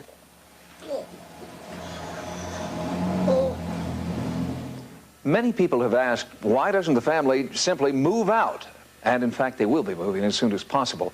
Sightings will continue to keep in touch with the family to see if the haunting activity follows them, or if it remains in the house. Sightings continues to investigate the Heartland Ghost, the most compelling haunting case our investigative team has ever encountered. The family has now moved out of the house where they believe a vindictive entity named Sally lives. Before they moved out, they called in a Native American shaman to exorcise the spirit. Then our team returned to the now empty house with psychic Peter James to see if Sally was really gone. From the outside, little has changed since Peter James first visited this remarkable house last summer. In fact, the house stands today much as it has since it was built in 1872. But this time, the upstairs window was empty. No one peered out on the quiet street in this quiet town in America's heartland. Sally, the child entity from the past that Peter believes is trapped in the present, seemed to be gone. And the family, Pam, Jeff, and Donnie, who tried to live with the haunting power in this house, have moved out. As chronicled in past episodes of Sightings, the ghostly activity began for them when family photographs revealed strange, unexplained images. This was the room that there were a lot of photographs taken. One was when I was sitting down here, and then two entities showed up, one about in this area here, and then one somewhere in this area here. After those photographs were taken, the haunting seemed to move upstairs, where the family began to feel an unnatural force at work in their son's nursery. This room spooks me, to be honest with you. This is where a lot of her activity happens. She's taking toys from that part of the room, throwing them out here to the middle of the floor. She's moved furniture around. After a few months, the paranormal activity took a more destructive turn. While you guys were outside, doing an interview outside of something we've discovered in here. It just looks like it's burnt, and The rest of the petal is moist still. It's still half alive. But the outside, it's ashes. And finally, there was the moment before our sightings cameras when something or someone viciously attacked Jeff. She's right here with me right now. I'm feeling something really cold shoot around my stomach.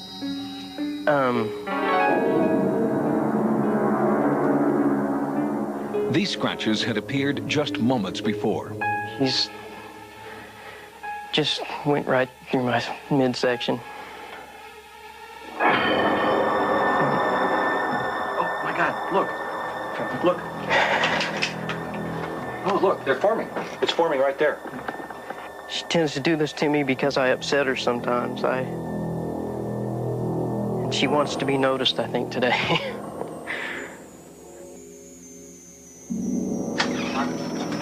On Peter James' first visit to the home, his psychic impressions centered on the link between a child entity and a former resident of the home who had lived here at the turn of the century. I feel very medical about this for some reason. A medical person that that had a strange lifestyle. Peter's accuracy was remarkable. When our sightings investigative team researched town records from 1900, the city directory showed that the house was occupied at that time by a doctor with a lifestyle that eventually led to his arrest and removal from office as the town's mayor. And Peter believes that while the spirit of Sally, a child entity, haunts the house, her physical body is here, beneath a weather-worn tombstone, and that she was a child the dishonored doctor could not or would not save. Because much of the haunting activity has been reported at night, we conducted this latest phase of our investigation with the aid of night vision lenses. Okay, we're good. After so many months, it was the first time our team had been alone in the house with the lights out. I want to go in this room first. And a second camera shows what you'd see without the aid of the night vision technology.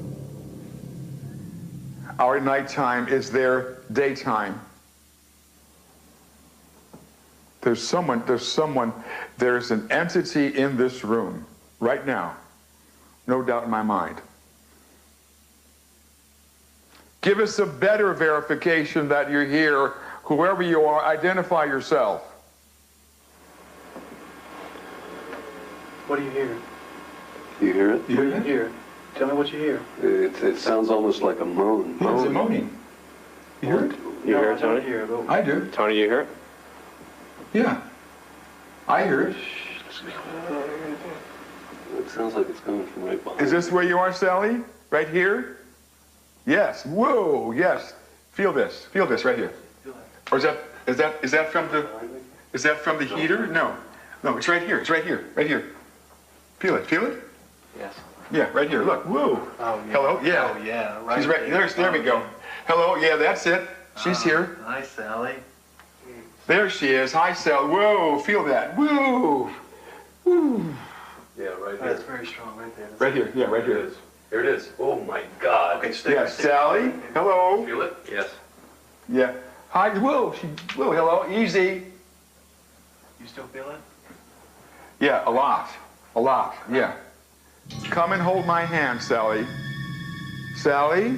Peter feels the eerie force leading him down the hallway into the former nursery, where Sally's presence has always been felt most intensely. Sally? Would you like to play with me and the teddy bear, Sally? Mm.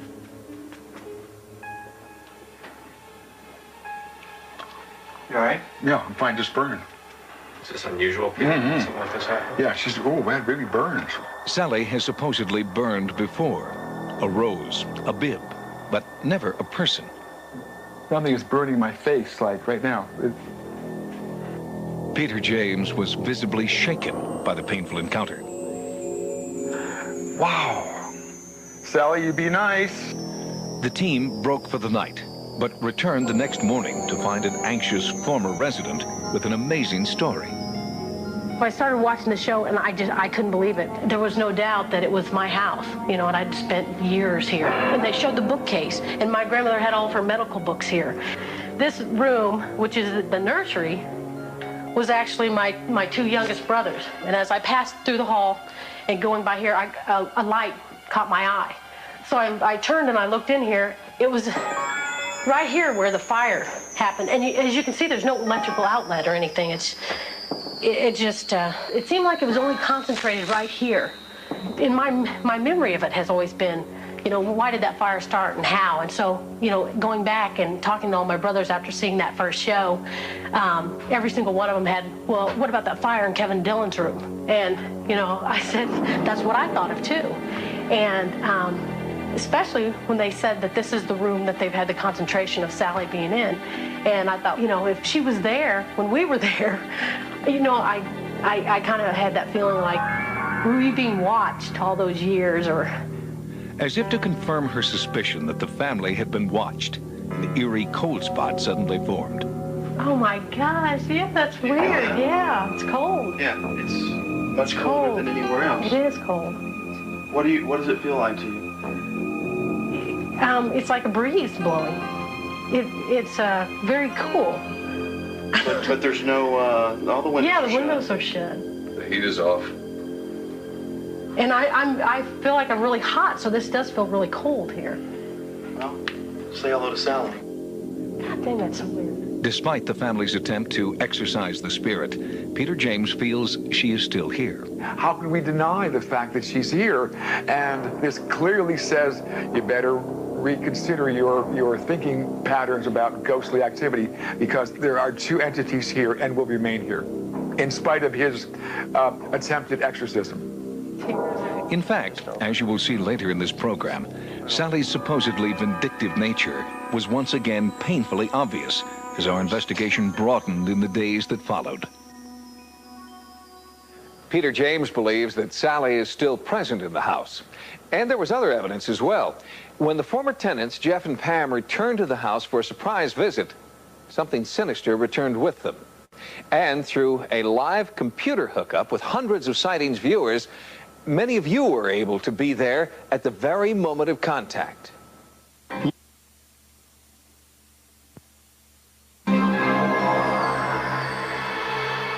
We now return to the house in America's heartland, which has been the focus of an intensive sightings investigation. This time, many of you came with us through a live computer forum set up with America Online. In the world's first online ghost investigation, hundreds of sightings viewers were able to experience the haunting firsthand. She was clearly dressed in garb that would be worn by a child at the turn of the century. As Peter James concluded his psychic investigation, the team moved downstairs, where Sightings co-executive producer Stephen Krupnik was leading a computer forum between Sightings viewers and the investigative team. Through a live nationwide hookup, viewers could ask questions, make comments about their own beliefs, and experience the haunting firsthand through the information superhighway. Here, computer users posed questions directly to Peter James. I would like to know if there's any way to learn how to talk to or contact a ghost. It takes a lot of trial and error and a lot of nurturing and a lot of just being persistent. All good things must come to an end. Time is up for this event. Great. All right. Very good. Okay, great. Thank you. Great job, guys. The next day, Sightings was online with paranormal investigator Carrie Gaynor. Again, through a computer forum on America Online, viewers were speaking live with Gaynor and the rest of the team. During this computer session, the former residents of the house paid an unexpected visit. Within minutes, Sally's telltale calling card was visible, and our online audience was experiencing it with the rest of the team. So, did you feel it here or down here? Where did you feel it? Kind of like all across here. Oh, the whole face? Yeah. The first reaction from the online audience was skeptical. How do we know this is not a hoax? Well, I don't know. I'll let you answer that. We got 15 people observing this right now. In the last 5 minutes, 3 scratches appeared on his body in full view of 8 witnesses. But those 3 scratches were not the last. Just minutes after sightings concluded the computer forum, Sally struck again, and this time with a viciousness our team had not seen before. All of a sudden, his knees buckled, and he just kind of let out an oh, and clearly something happened. We went up, lifted up his shirt, and there were 2 vicious scratch marks across his back. I mean, it really looked like an attack. You okay? You still hurt? His knees even gave out. Up to this point, the family has asked us to keep their identities and their town secret. But in our next report from America's Heartland, Sightings will bring you both Carrie Gaynor's complete investigation and the true identity of the scratching victim we now call Jeff. This is what we know so far. A 2-story house built in 1872 sits on a tree-lined street in the Midwest. Inside, many people, including members of our Sightings investigative team, have reported feeling anomalous cold spots, eerie contacts with amorphous entities, and inexplicable electrical energy. One man has been plagued by spontaneous bleeding welts that he attributes to a vindictive spirit. What we don't know is why. What is causing this haunting activity in America's heartland? I could feel it. How did that happen? You don't know. Sally? Walk in there. Walk in there. Oh, my God. Look. Look. It's forming right there. I have 2 scratches. Oh, there it is. Look at it. Would it be okay if I sit down first? Why don't you sit down? Sally? Sightings viewers have their own theories. The wounds are self-inflicted, an allergic reaction, or psychosomatically induced. The victim, his family, and many visitors here believe the strange phenomena are caused by a vindictive entity in the house, and that is why this family has moved out. But the empty house is still the focus of an ongoing sightings investigation. World-renowned paranormal investigator Carrie Gaynor believes this case deserves the same careful attention he brought to 2 previous cases, the entity and poltergeist cases. With the family gone, Gaynor has a unique opportunity to determine if the source of the ghostly activity is the site or the family. Maury Schrog is an environmental engineer with the Industrial Compliance and Safety Corporation. He was brought in to search for electromagnetic anomalies, temperature shifts, Between 25 and 30. abnormal radiation levels, or unusual levels of radon, carbon monoxide, or other gases. Nothing unusual was picked up, but there were still reports of ghostly activity by many visitors to the home, including the owner, a 20-year veteran of the local police department.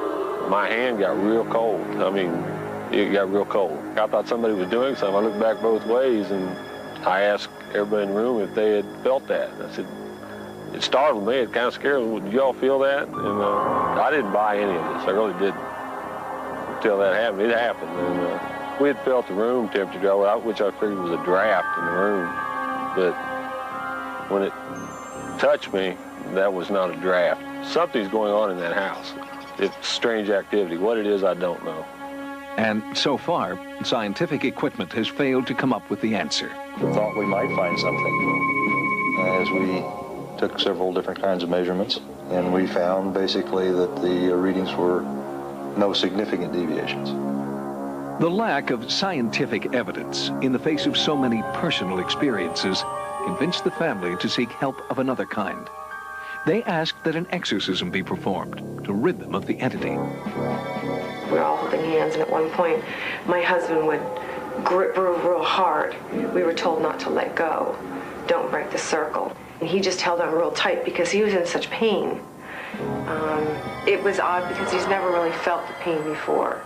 But afterwards, we found out that he had been swiped at with a hand across his back on 3 separate occasions that left, I think it was 11 scratches right across the center upper portion of his back, his shoulder area. These are the scratches that materialized during that exorcism. And as long as the family stayed away from the house, the scratches didn't return. But during our investigation and an online computer forum with sightings viewers, the family dropped in unexpectedly. And within minutes, so did Sally. So did you feel it here or down here? Where did you feel it? Kind of like all across here. Oh, the whole face? Yeah. First, a scratch appeared on his face. Then, moments later, deeper cuts appeared on his back. You physically felt that? Yeah, that hurt. Describe to me again what you felt. Just the sharpest thing. Felt like somebody stabbing something in my back. You okay? Yeah. Still hurt? No. We set up additional cameras and monitoring equipment, hoping to capture any further scratching episodes. It was while we were setting up that the victim, who had always wished to remain anonymous, told us he wanted to reveal his true identity. Sightings has made a habit of coming back to visit you. During that time, you asked them to disguise your appearance.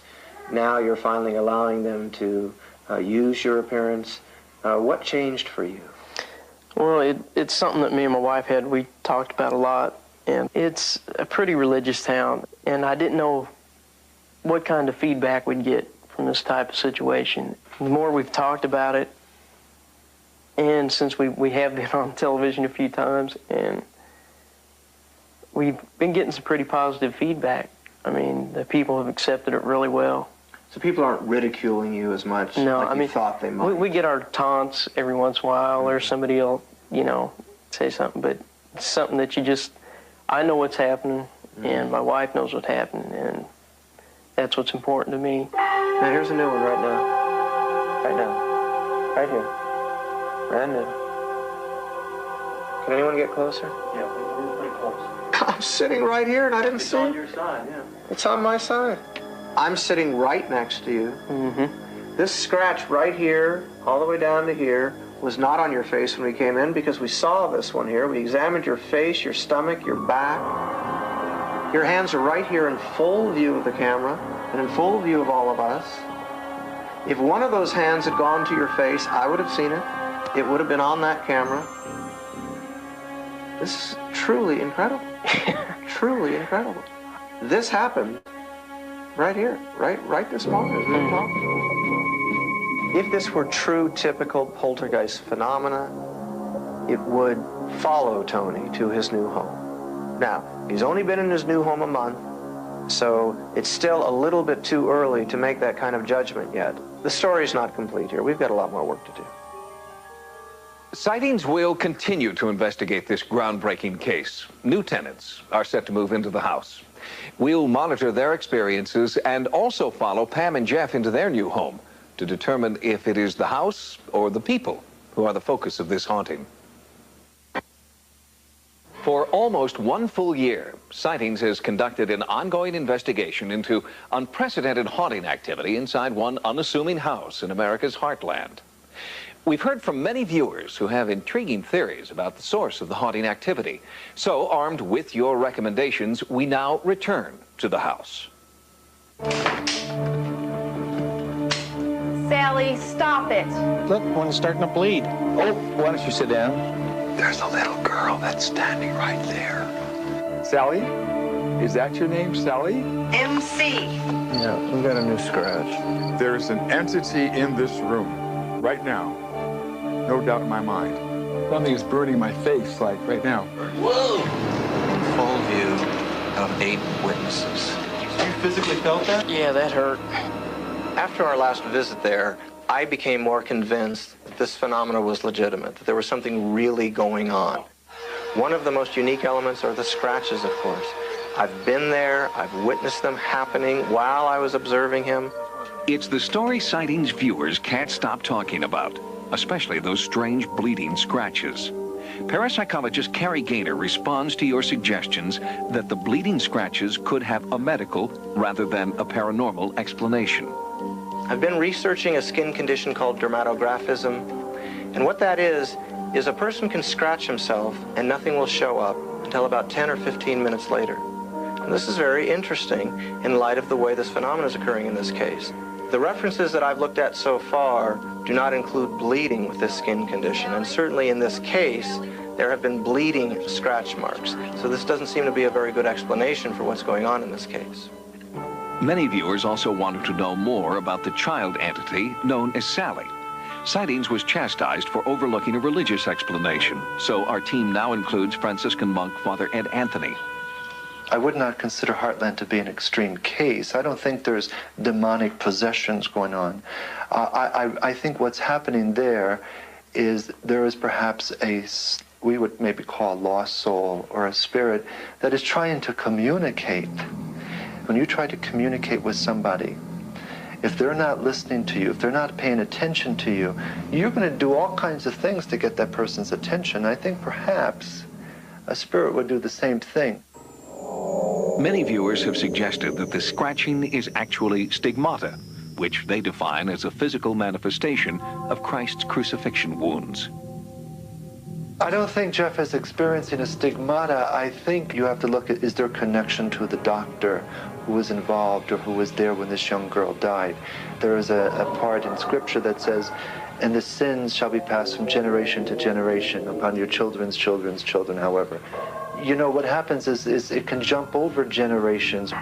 Things can manifest themselves or things can become present generations later. I've heard of these things happening, and I think that you can find a psychological reason for it all the time. Not to say that there may not also be a ghost or an entity or some kind of spiritual explanation that goes along with it. But I think there's also a psychological connection. Psychiatrist Dr. Carol Lieberman agrees with many sightings viewers that there is a psychological explanation for the haunting activity. Something about Pam and Jeff makes them more susceptible to haunting activity. Some people believe that ghosts don't just attach themselves, or entities don't just attach themselves to anyone, or don't just come in at any time. That people, the more open a person is, in various ways, vulnerable or open in a positive way, the more they're likely to affect them. If we just drop our skepticism just for a moment, and as a researcher, I'm not really allowed to do that, but there's a real human angle here, and that is a man's being terrorized. Something is happening to him without his say, without his control, and he's got to be thinking to himself, well, if this could happen, what else could happen? She scares the living daylights out of me. If I had to come up with one global explanation to include the whole family psychodynamics, as well as the spiritual entities that may dwell there, I would say that it has to do with a lot of anger directed at father figures for abuses that have gone on through the ages, with the anger at fathers or father figures. These expert opinions are important. But as long as Jeff and Pam remained in the house, the entities didn't appear to pay any attention to expert opinion. Now, a new family lives in the house. So far, they've experienced no haunting activity. When I go around town, everyone asks, when I tell them where I'm living, they start talking about it, and they tell me I've heard so many stories, and I was surprised that there's so many people that believe this stuff. If the activity continues in the house with the new family, then what we have is a traditional haunt. And the people coming into the environment might bring that phenomena out. So it's even possible that somebody could live there and nothing would happen. If, on the other hand, it follows the family to their new home, then we have a haunt, really, that seems to be centered around an individual. Jeff, you're being asked to help Sally. The danger sometimes comes in, I think, with things like this, when we refuse to do that. You asked me earlier if there is any physical possibility of any physical danger or harm. I think there could be. With further investigation, we have a good opportunity to solve this mystery, yes. I think we have a pretty good chance. While the house is quiet now, both Carrie Gaynor and psychic Peter James believe there are two spirits, one good and one bad. There is also reason to believe that Sally, the so-called bad spirit, may have followed the former residents to their new house. We'll keep you updated.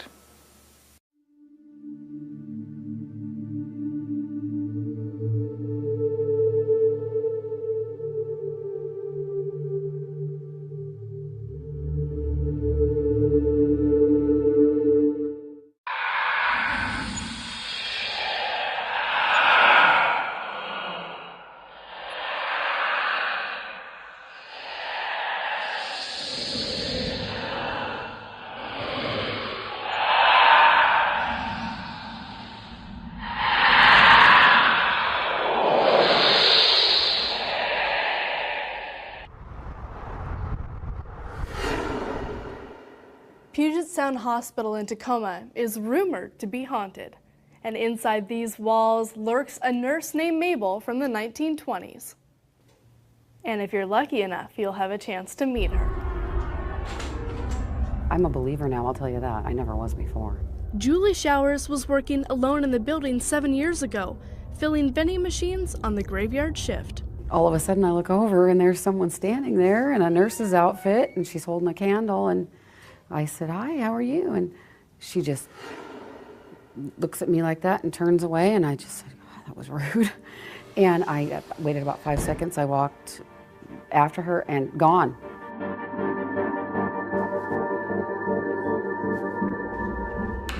Down in the basement of the old 1950s hospital is the original morgue. Rumors about Mabel the ghost grabbed the attention of Ross Allison. He's been a paranormal investigator for 20 years. Right when we got in this room, we definitely got a huge spike, and it was pretty steady for a bit, and then all of a sudden it just stopped. Many people have seen her wandering the hallways. She's been known to appear in the elevators, and most times when people do see her, they don't even realize that they've ran into a ghost. She seems to be a full, solid apparition, so it would actually look like a living person until you actually end your conversation or just turn away for a second, you look back, she's completely gone. Showers believes there is no mistaking what she saw after a coworker showed her some staff photographs from the 1920s. Well, she just stuck out like a sore thumb. I said, "Right there." And he just says, "Ah, you saw Mabel." You start putting everything together. This couldn't have happened. Sightings of Mabel have been reported at all times of the day and night, and throughout both buildings on the property. There's no such thing as a ghost meter. And so what we do is we basically try to read the environment and determine if there's any changes in the environment, any changes that can't be explained. That might give us an idea that there could be something paranormal going on. I've been down in the morgue by myself and, down in the basement alone with like one light on, very dim, and it's just, you would have to be here when it's dark. I wasn't really afraid to come back. You're afraid but you're not. It's that curiosity. Then I was hoping to see her again.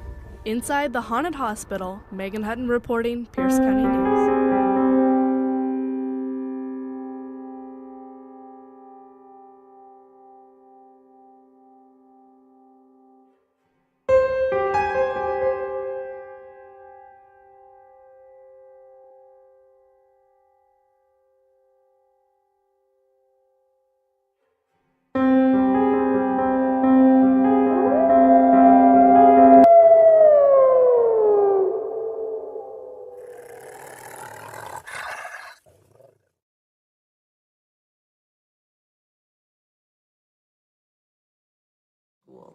It was so kind of majestic looking to me.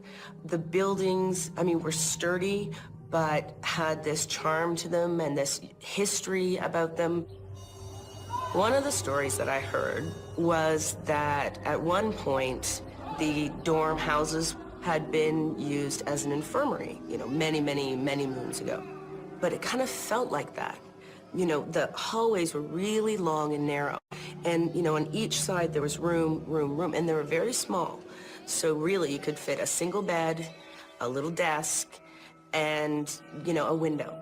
And that was kind of creepy because, to think that you were sleeping in an infirmary room where there might have been soldiers who would most likely have perished.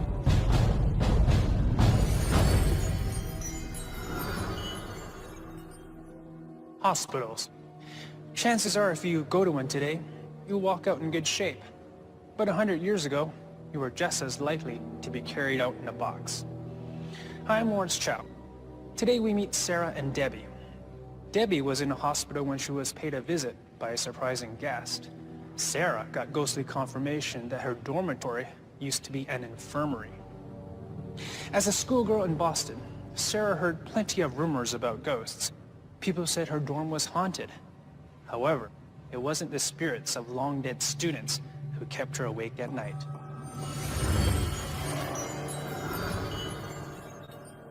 school was very intense. You know, we did our academics in the morning and our, you know, whatever art that we chose in the afternoon and in the evenings. So we'd be in class from 7:30 in the morning, and I could be in rehearsals till 10 o'clock at night.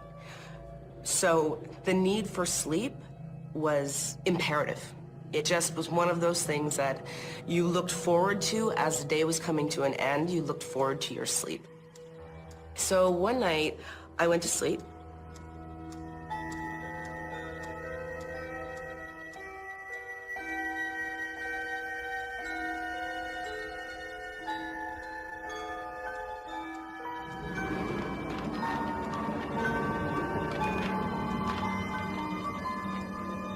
And for some reason, no reason I can give you, my eyes sort of went bing, open, and I turned and I looked at my clock and it said 3 a.m.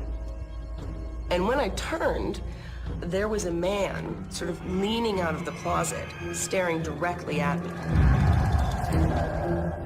I blinked to think, you know, am I seeing things? But I kept blinking and he was still there.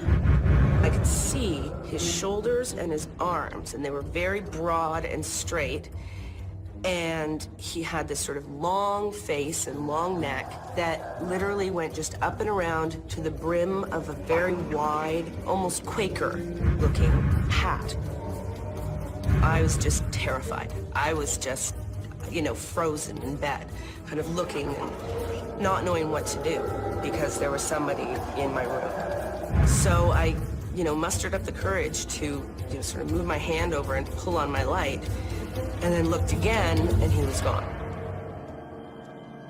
And I was just so relieved at the time, but I was terrified. I mean, I suppose if I had blinked and he had gone away, I could have said, oh, it was my eyes playing tricks on me, or, you know, something like that. But he didn't go away. He didn't go away till I turned on the light, and I remember staying up for most of the night with the light on, trying to sleep, but, you know, obviously looking over the covers and checking to see if I saw anything. So the next day, you know, I got up, I was tired, obviously, and went to class and had another really, really long day, and came back and got into bed, turned off the light, and I was out.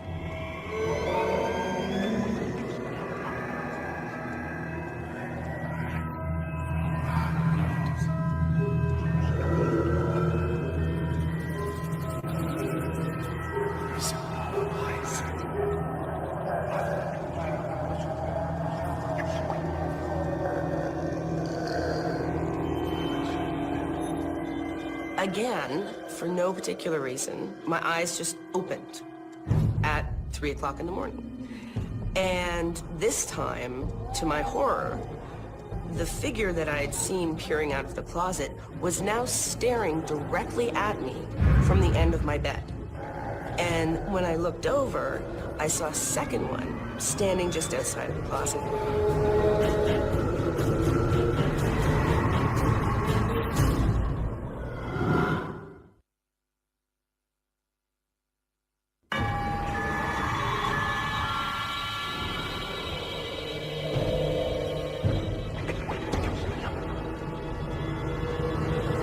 My eyes pop open at 3 o'clock in the morning. And the man who had been by my closet was now staring directly at me from the end of my bed, like right there. And when I looked over, I saw a second one standing just outside of the closet. And I froze again. This one was kind of different. He didn't have a hat on, but he was the same tall, like long face, long figure. But again, these weren't necessarily the things I was thinking about at the time. I just knew that what I was seeing was for real. They were big, they were men, and they were scary. You know, I jumped enough that I was able to again think, God, my light was right here, flicked on the light, and they were both gone.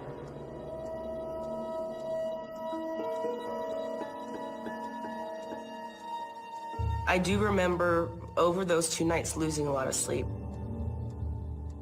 The third night came along, and I was scared. I mean, I had seen what had happened the previous nights, and this was probably Even though there was some anticipation that I might see them, it was the most shocking night of all three. And again, at 3 o'clock in the morning, I woke up, and the man that had stood at the end of my bed was now directly beside me. When I looked up, he was looking right down at me. Literally, my arm was maybe 3 inches away from the figure. The guy who had come out of the closet was now at the end of my bed, and I glanced over and I could see a third one leaning out of the closet.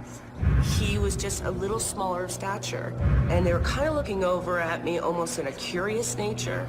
I felt like I was being examined. I flicked on my light, and once again they were gone. And I remember sitting in my bed almost in tears. I was just so frustrated at that point that, you know, what, it was a whole party of people gonna come in? You know, when was this ever gonna end? The next day, I decided to reposition my bed in so much that they couldn't sneak out of that closet anymore. I put my bed right in front of the closet. So if they were gonna mess with me, you know, I was gonna see them coming. And I was ticked at this point. So I remember looking directly into the closet before I went to bed and saying, that's it. This cannot happen anymore. You cannot come back. You cannot interrupt my sleep. Just go and don't come back. And, you know, very defiantly, I, you know, laid back down on my bed and I turned off my lights, and much to my surprise, they never came back. I think they came in because they were running through something that they had done in their lifetime. So to me, it seemed more like a ritual, and there was some curiosity to it. And I only say that because each of them started by peeking out of the closet. You know, maybe I was the patient. That's how I felt, like I was being the one looked over, like maybe I was the representation of somebody, some soldier or something that had passed, and they were giving me my last rites. It wasn't very fun for me because the fear was pretty intense, and these were big men in my room, and I was 17 years old. You know, it's one of those things that, you know, makes you afraid of the dark for a long time. Makes you afraid to turn off your light for a very, very long time. Sarah says her visitors had no face, no features. She's not alone in her description. Our experts tell us many people report seeing ghosts without distinct facial features, or seeing only parts of an apparition. The ghost's legs may fade away, or the entire body may look transparent. Though the bodies of Sarah's ghosts may not be complete, they certainly were well dressed. Sarah reports seeing her ghosts 3 nights in a row at 3 a.m. Some people call that the witching hour. Others call it the twilight zone. But whatever you call it, Sarah was dead asleep every time she was awakened.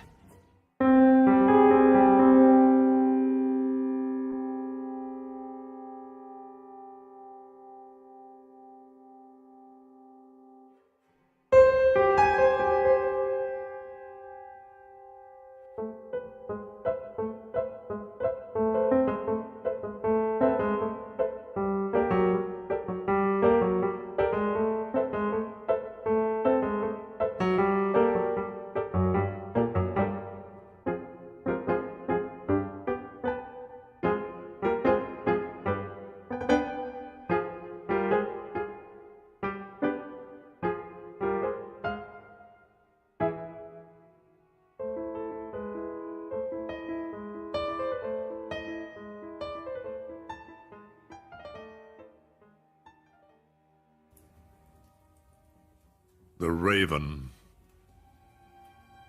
Once upon a midnight dreary, while I pondered weak and weary over many a quaint and curious volume of forgotten lore, while I nodded, nearly napping, suddenly there came a tapping, as of someone gently rapping at my chamber door. 'Tis some visitor, I muttered, tapping at my chamber door. Only this, and nothing more. Distinctly I remember it was in the bleak December, and each separate dying ember wrought its ghost upon the floor. Eagerly I wished the morrow. Vainly I had sought to borrow from my books surcease of sorrow, sorrow for the lost Lenore, for the rare and radiant maiden whom the angels named Lenore. Nameless here forevermore. And the silken, sad, uncertain rustling of each purple curtain thrilled me, filled me with fantastic terrors never felt before, so that now, to still the beating of my heart, I stood repeating, "'Tis some visitor entreating entrance at my chamber door, some late visitor entreating entrance at my chamber door. This it is, and nothing more." Presently, my soul grew stronger. Hesitating then no longer, "Sir," said I, "or Madam, truly your forgiveness I implore, but the fact is I was napping, and so gently you came rapping, and so faintly you came tapping at my chamber door, that I scarce was sure I heard you. Here I opened wide the door.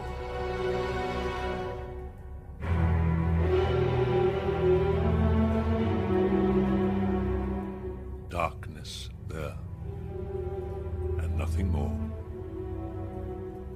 Deep into that darkness peering, long I stood there wondering, fearing, doubting, dreaming dreams no mortal ever dared to dream before. But the silence was unbroken, and the darkness gave no token, and the only word there spoken was the whispered word, "Lenore." This I whispered, and an echo murmured back the word, "Lenore." Merely this, and nothing more. Back into the chamber turning, all my soul within me burning, soon again I heard a tapping somewhat louder than before. "Surely," said I, "surely that is something at my window lattice. Let me see its mystery explore. Let my heart be still a moment, and this mystery explore. 'Tis the wind, and nothing more. Open here, I flung the shutter, when, with many a flirt and flutter, in there stepped a stately raven of the saintly days of yore. Not the least obeisance made he, not a minute stopped or stayed he, but with mien of lord or lady, perched above my chamber door, perched upon a bust of Pallas, just above my chamber door, perched and sat, and nothing more. Then this ebony bird beguiling my sad fancy into smiling, by the grave and stern decorum of the countenance it wore. "Though thy crest be shorn and shaven, thou," I said, "art sure no craven, ghastly, grim, and ancient raven, wandering from the nightly shore. Tell me what thy lordly name is on the night's Plutonian shore." Quoth the raven, "Nevermore."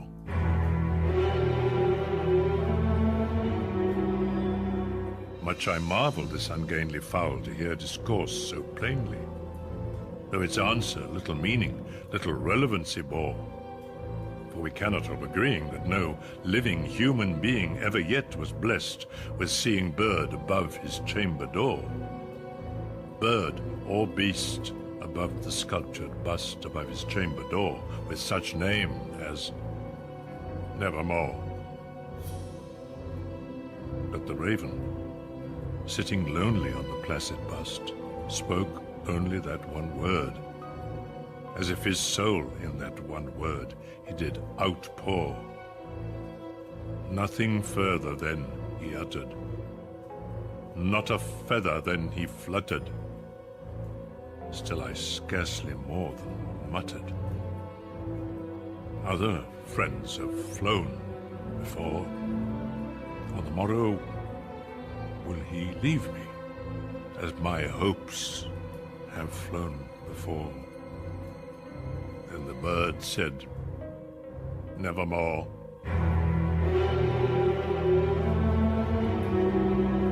Startled at the stillness broken by replies so aptly spoken. Doubtless, said I, what it utters is its only stock and store, caught from some unhappy master, whom unmerciful disaster followed fast, and followed faster, until his songs one burden bore, till the dirges of his hope that melancholy burden bore of never, nevermore. But the raven, still beguiling all my sad soul into smiling, straight I wheeled a cushioned seat in front of bird and bust and door. Then upon the velvet sinking, I betook myself to linking fancy unto fancy, thinking what this ominous bird of yore, what this grim, ungainly, gaunt, and ominous bird of yore meant in croaking evermore. This I sat engaged in guessing, but no syllable expressing to the fowl, whose fiery eyes now burned into my bosom's core. This and more I sat divining, with my head at ease reclining, on the cushion's velvet violet lining that the lamplight gloated o'er. But whose velvet violet lining, with the lamplight gloating o'er, she shall press, nevermore. Then methought the air grew denser, perfumed from an unseen censer swung by seraphim, whose footfalls tinkled on the tufted floor. Wretch, I cried, thy God hath lent thee. By these angels he has sent thee respite, respite and nepenthe from thy memories of Lenore. Quaff, oh quaff this kind nepenthe, and forget this lost Lenore. Quoth the raven, nevermore. Prophet, said I, thing of evil, prophet still, if bird or devil, whether tempter sent, or whether tempest tossed thee here ashore, desolate, yet all undaunted, on this desert land enchanted, on this home by horror haunted, tell me truly, I implore, is there balm in Gilead? Tell me, I implore. Quoth the raven, nevermore. Prophet, said I, thing of evil, prophet still, if bird or devil, by that heaven that bends above us, by that God we both adore, tell this soul with sorrow laden, if within the distant Aidenn it shall clasp a sainted maiden whom the angels named Lenore. Clasp a rare and radiant maiden whom the angels named Lenore. Quoth the raven, nevermore.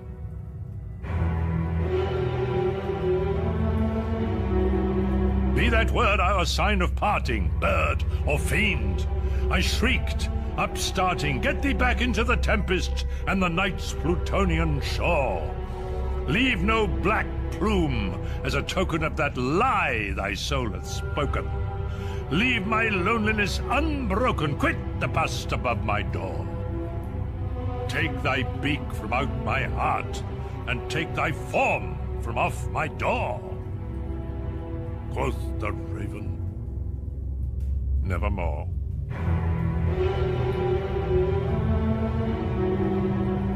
And the raven, never flitting, still is sitting on the padded bust of Pallas, just above my chamber door. And his eyes have all the seeming of a demon's that is dreaming, and the lamplight o'er him streaming throws his shadow on the floor. And my soul, from out that shadow that lies floating on the floor, shall be lifted evermore.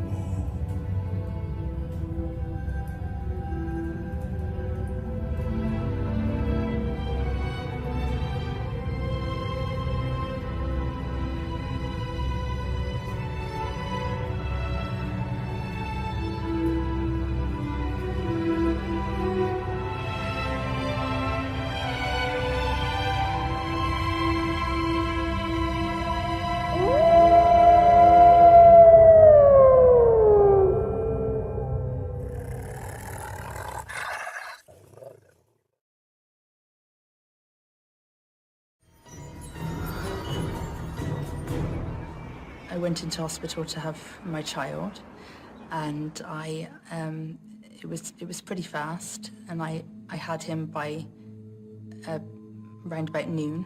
So I was to spend that night on the ward, and it was quiet. I had no particular feeling towards it. I was just kind of pleased to be alone so that I could rest. Until the night came and I started trying to go to sleep. I felt a little uneasy, as if I wasn't alone. And I just felt, as I was going to sleep, that there was some kind of movement around the bed. And I most definitely felt that it was not there for me.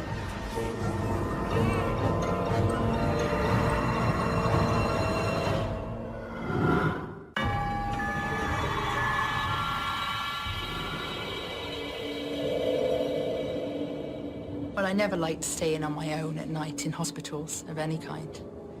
But that one was particularly creepy, but it was very old. It was an old memorial hospital. The architecture was just very old. It used to, be used for the troops. Right next to the hospital are old railway tracks that are no longer used. Any hospital gets a little creepy when you're there on your own at night, Debbie had been a nurse in many English hospitals. She had a feel for their ins and outs, and this one felt creepy. But she still thought she'd get a good night's sleep. After all, she had a quick and normal delivery. However, she was about to experience a long and extraordinary night.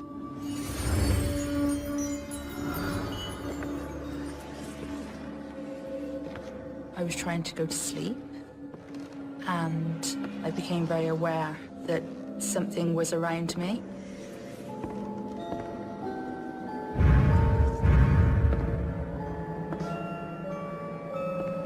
There was the cot where Jacob, my youngest child, was sleeping, and I just felt like there was this movement around me, this kind of curiosity. And so I just couldn't seem to settle. I didn't hear anything at that point. It was just a feeling, and I most definitely felt that it was not there for me. I most definitely felt that there was interest in the baby.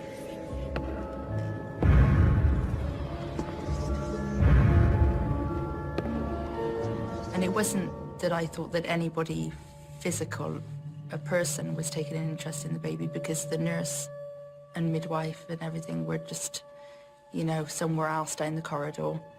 And there was nobody else in the ward with me. So I just knew that this was some non-physical thing. So I tried to go back to sleep.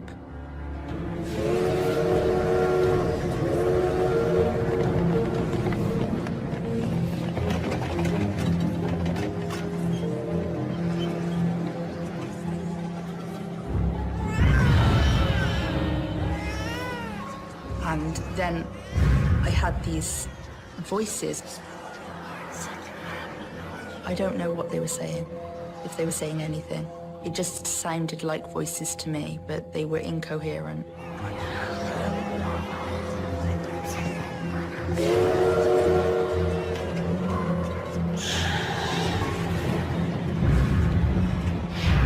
Then I just felt nervous. I felt nervous, like I shouldn't sleep, or I couldn't rest.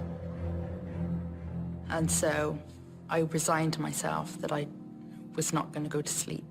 So I went to check the baby's nappy, Jacob's nappy, and I changed his nappy.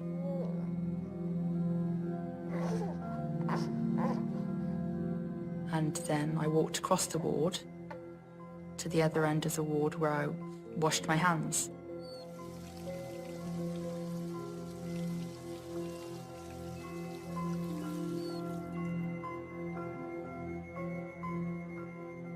And as I walked a couple of steps away from the wash basin, the faucet turned itself on full force. And so I was a little freaked out, went back, turned it off.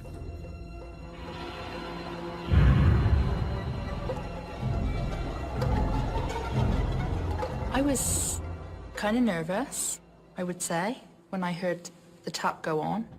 But I was kind of, I had that feeling of, I'm not imagining it, you know? And then I tried to go to sleep, and I didn't have much success.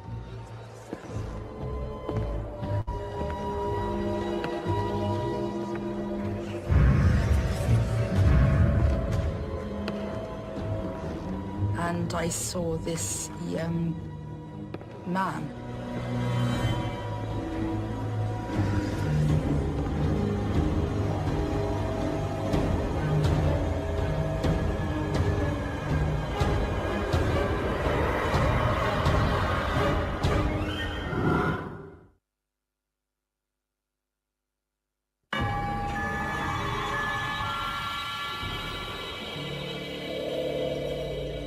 I opened my eyes, having not been able to settle, and I looked towards the cot. And I saw this young man, or what I would say was about a 15-year-old boy. This young boy sat at the foot of the bed. He was kind of dirty, and he had tatty clothes. He appeared to me to be a young worker, not of this era. And he had this bag. It was like a leather bag that you would expect to see an old-fashioned doctor sort of open and close and get their stuff out of, only it was dirty and tatty, and he was fiddling with some kind of tools or something.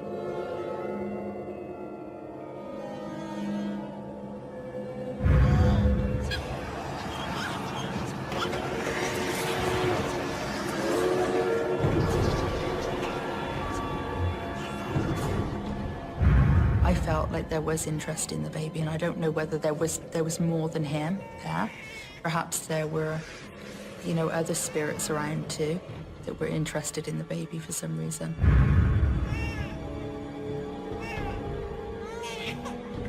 He was, you know, just there for a few seconds and then just vanished. He didn't fade away or anything, he was just gone. Really didn't get any sleep until another lady joined me at about 5 in the morning.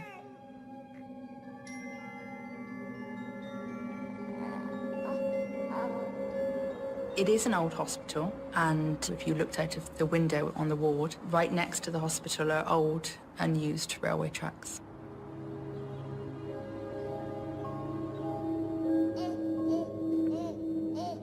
I'd have to say he was something to do with the railway. And he did look as if he would have been a worker on a railway track, because one would assume that, you know, in those days, you know, 15-year-old boys did work on the railway tracks. I think that there's more to the universe than meets the eye, and that just most of the time we can't perceive it because, you know, we're too busy thinking, worrying, analysing. Perhaps other people aren't quiet enough, you know, because I'm quite a quiet person. I'm quite a still person at times, and so I guess some people just can't access that. Sarah and Debbie's stories both tell of classic residual hauntings. The ghosts in these stories seem to have suffered trauma that's left an imprint on the environment. Their actions play over and over in the same way. Residual hauntings are believed to feature footsteps, voices, and visual images, but not much interaction between the living and the dead. Debbie's ghost may have been a visitor interested in a baby born long ago, while Sarah's ghost could have been doctors checking on their long-ago patient. Sarah and Debbie both feel that the ghosts were attracted to them personally. But in a residual haunting, it's believed those ghosts would act the same way no matter who was in the bed, for they are doomed to repeat their actions forever.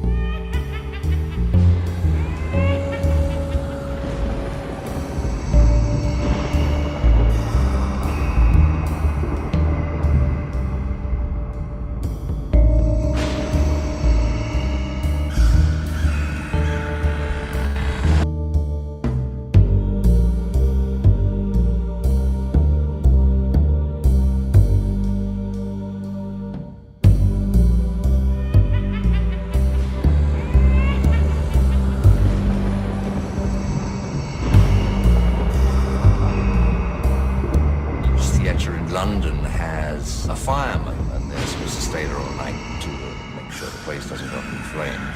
It's probably a holdover from the 18th century. Whenever the guy was sick, one of us would have to stand in, and you'd have to go on patrol and stuff like that. You get some extra money by staying there all night. I was working in there on a Saturday doing some overtime. There was a microphone, and you could hear everything that happened on the stage. And some nights I'd hear footsteps, and I was convinced I heard voices.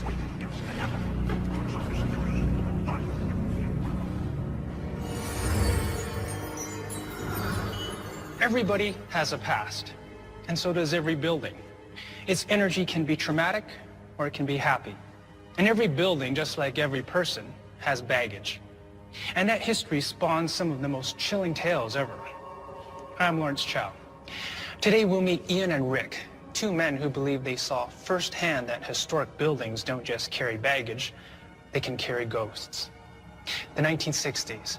The Cambridge Theatre in London's famous West End was still the new kid on a block of century-old playhouses, 40 years old, but with enough history already to have its own ghostly legends. And for young Ian McLean, working around all that history proved to be a terrifying job. When I was younger, I used to see stuff, but I used to immediately dismiss it. But things that you just can't ignore anymore or brush off seemed to come to a head at the Cambridge. I was working in there on a Saturday doing some overtime.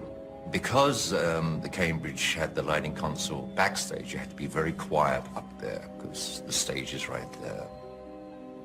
And I used to sit up there sometimes on some shows when I worked alone up there, and I feel someone pull my clothing. We're actually getting like a yank. It wasn't just a touch, it was a distinct yank on your clothing when I was up there by myself. You know, this is an open area with a ladder that went up to it. So nobody can sneak up and do it. You're up there by yourself. And other times I'd hear people saying, Ian, Ian. very quiet, very insistent most of the time, as if they had some huge message to impart to me.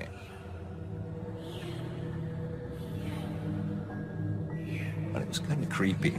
Not only was I seeing things and hearing things like footsteps and voices when I know the place is empty, but when I used to feel a physical touch, that kind of started getting a bit creepy. And I don't have the kind of excitable imagination that puts up with that. So I usually used to keep it very close to my chest and not broadcast it around.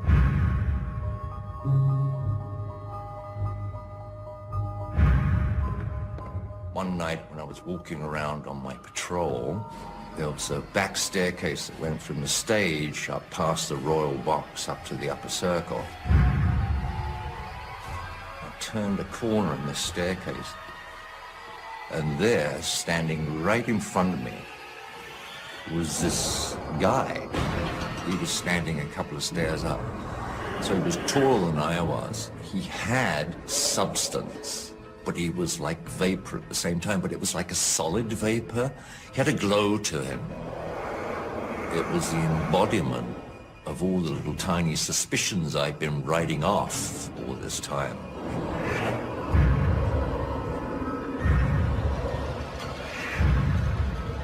The effect it had on me, which was to get the hell out of there.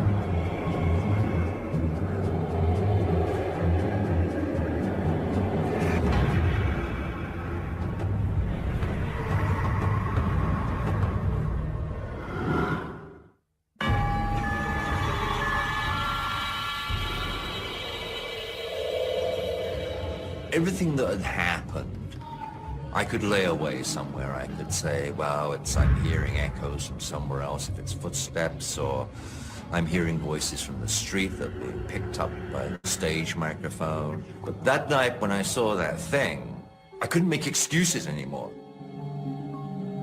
Being confronted by that fella on the stairs was unavoidable. I'm trying to think of an analogy. It's like when you're on a boat at sea and you're watching a storm coming and you can get everything ready, but you can keep avoiding. It's only when the thing whacks you that you know you're in a storm. That's when you're in a storm, when it hits you. And that's the same as when I came down around those stairs. There was this thing and there was no avoiding it. There was no avoiding the reality that there was something going on in that theater or around me.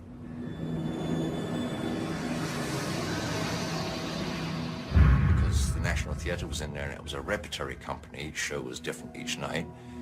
I would have to go up to the lighting console, which is by the side of the stage, make sure everything's preset for that night show. I would need an assistant up there because this thing was like a Hammond organ. You played it with your hands and your feet. I was whispering to this guy, his name was John, during the show, which was Hedda Gabler with Maggie Smith, that sometimes when I'm up there, I feel people saying my name and pulling my clothing. And he's given me the usual, yeah, okay, look, right underneath this concrete platform, I used to say was the prompt corner, and that's where you get your instructions from for lighting moves. And the last scene in Hedda Gabler was when Maggie Smith takes a gun from a drawer at the rear stage, then walks down to the front of the stage and shoots herself. There's no audio cue from the prompt corner. The cue is the gunshot. And that's my cue to flip this little tab, cause a dead blackout in the theater. When she makes this move, I think the last line she says is, "The only cock on the dung heap." And then she walks down to the front of the stage, and it takes a few seconds. The place is literally dead silent. You can hear a pin drop in that theater. I can see her at the corner of my eye too, because the stage is to my right. Waiting, waiting. She lifts the gun up. And then from behind this lighting console comes this sound. The sound came from directly behind this lighting console. And there's nothing there. There's a wall that goes straight up. was like the guy or whatever it was lying back there. I just didn't know what it was. I literally didn't have a clue what it could be.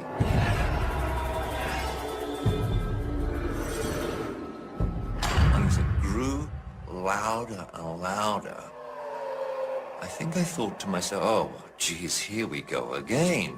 It's something else. I think subconsciously I thought, well, at least I've got witnesses now to this one because he just can't ignore it. Yeah, there's something around here and it's not very benign. I think everybody knew that what they heard wasn't man-made. It wasn't somebody goofing around. It was something so otherworldly that nobody could come to any other conclusion.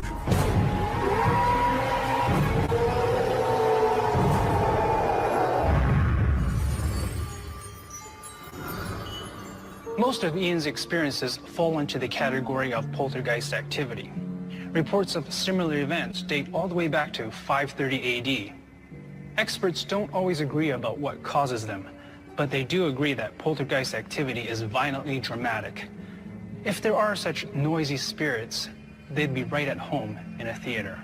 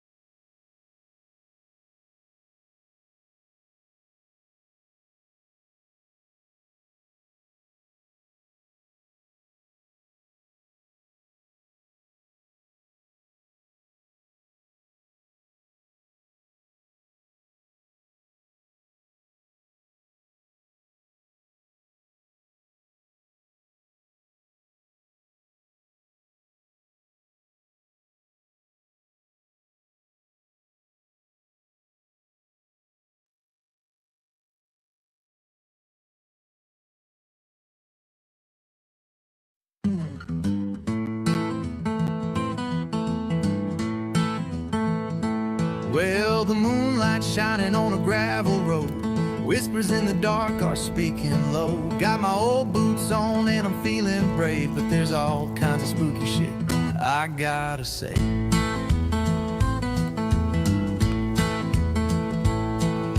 Rusty gates creak like a ghostly sigh. Shadows dance beneath the midnight sky. You can feel it in your bones when the night grows cold. Stories of the haunted just never get old. There's all kinds of spooky shit out there, from shadows in the trees to the chill in the air. Old legends walk with the spirits of the night. In the back of my mind, yeah, I can feel the fright. Got my lantern lit, gonna chase them away. But there's all kinds of spooky shit and it's here to stay.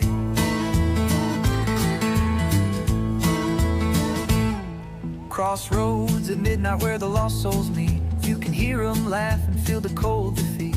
Whispers of the past, they echo in my mind. Every step I take, I'm leaving comfort behind. Creaking floorboards in this old cabin of mine. Stories of lost lovers and a glass of wine. I hear a howl, could it be the wolves? Or just my heart racing, trying to solve the clues? There's all kinds of spooky shit out there, from shadows in the trees to the chill in the air. Old legends walk with the spirits of the night. In the back of my mind, yeah, I can feel the fright. Got my lantern lit, gonna chase them away. But there's all kinds of spooky shit and it's here to stay. The wind starts howling, the branches sway. Something's lurking just a stone's throw away. In the corner of my eye I see a flickering light. Could it be a ghost or just my own fright? A mist rolls in, covering the ground. I take a deep breath and I look around, but every rustle just brings me back to stories told at dusk and the things that I lack.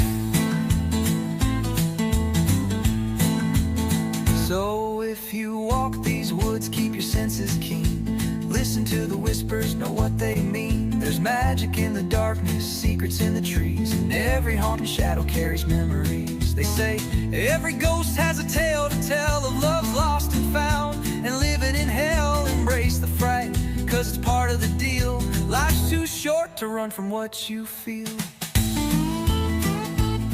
So raise a glass to the chills and the thrills, to the stories that haunt us and the time that it kills. The night is alive and I'll not look back, 'cause there's all kinds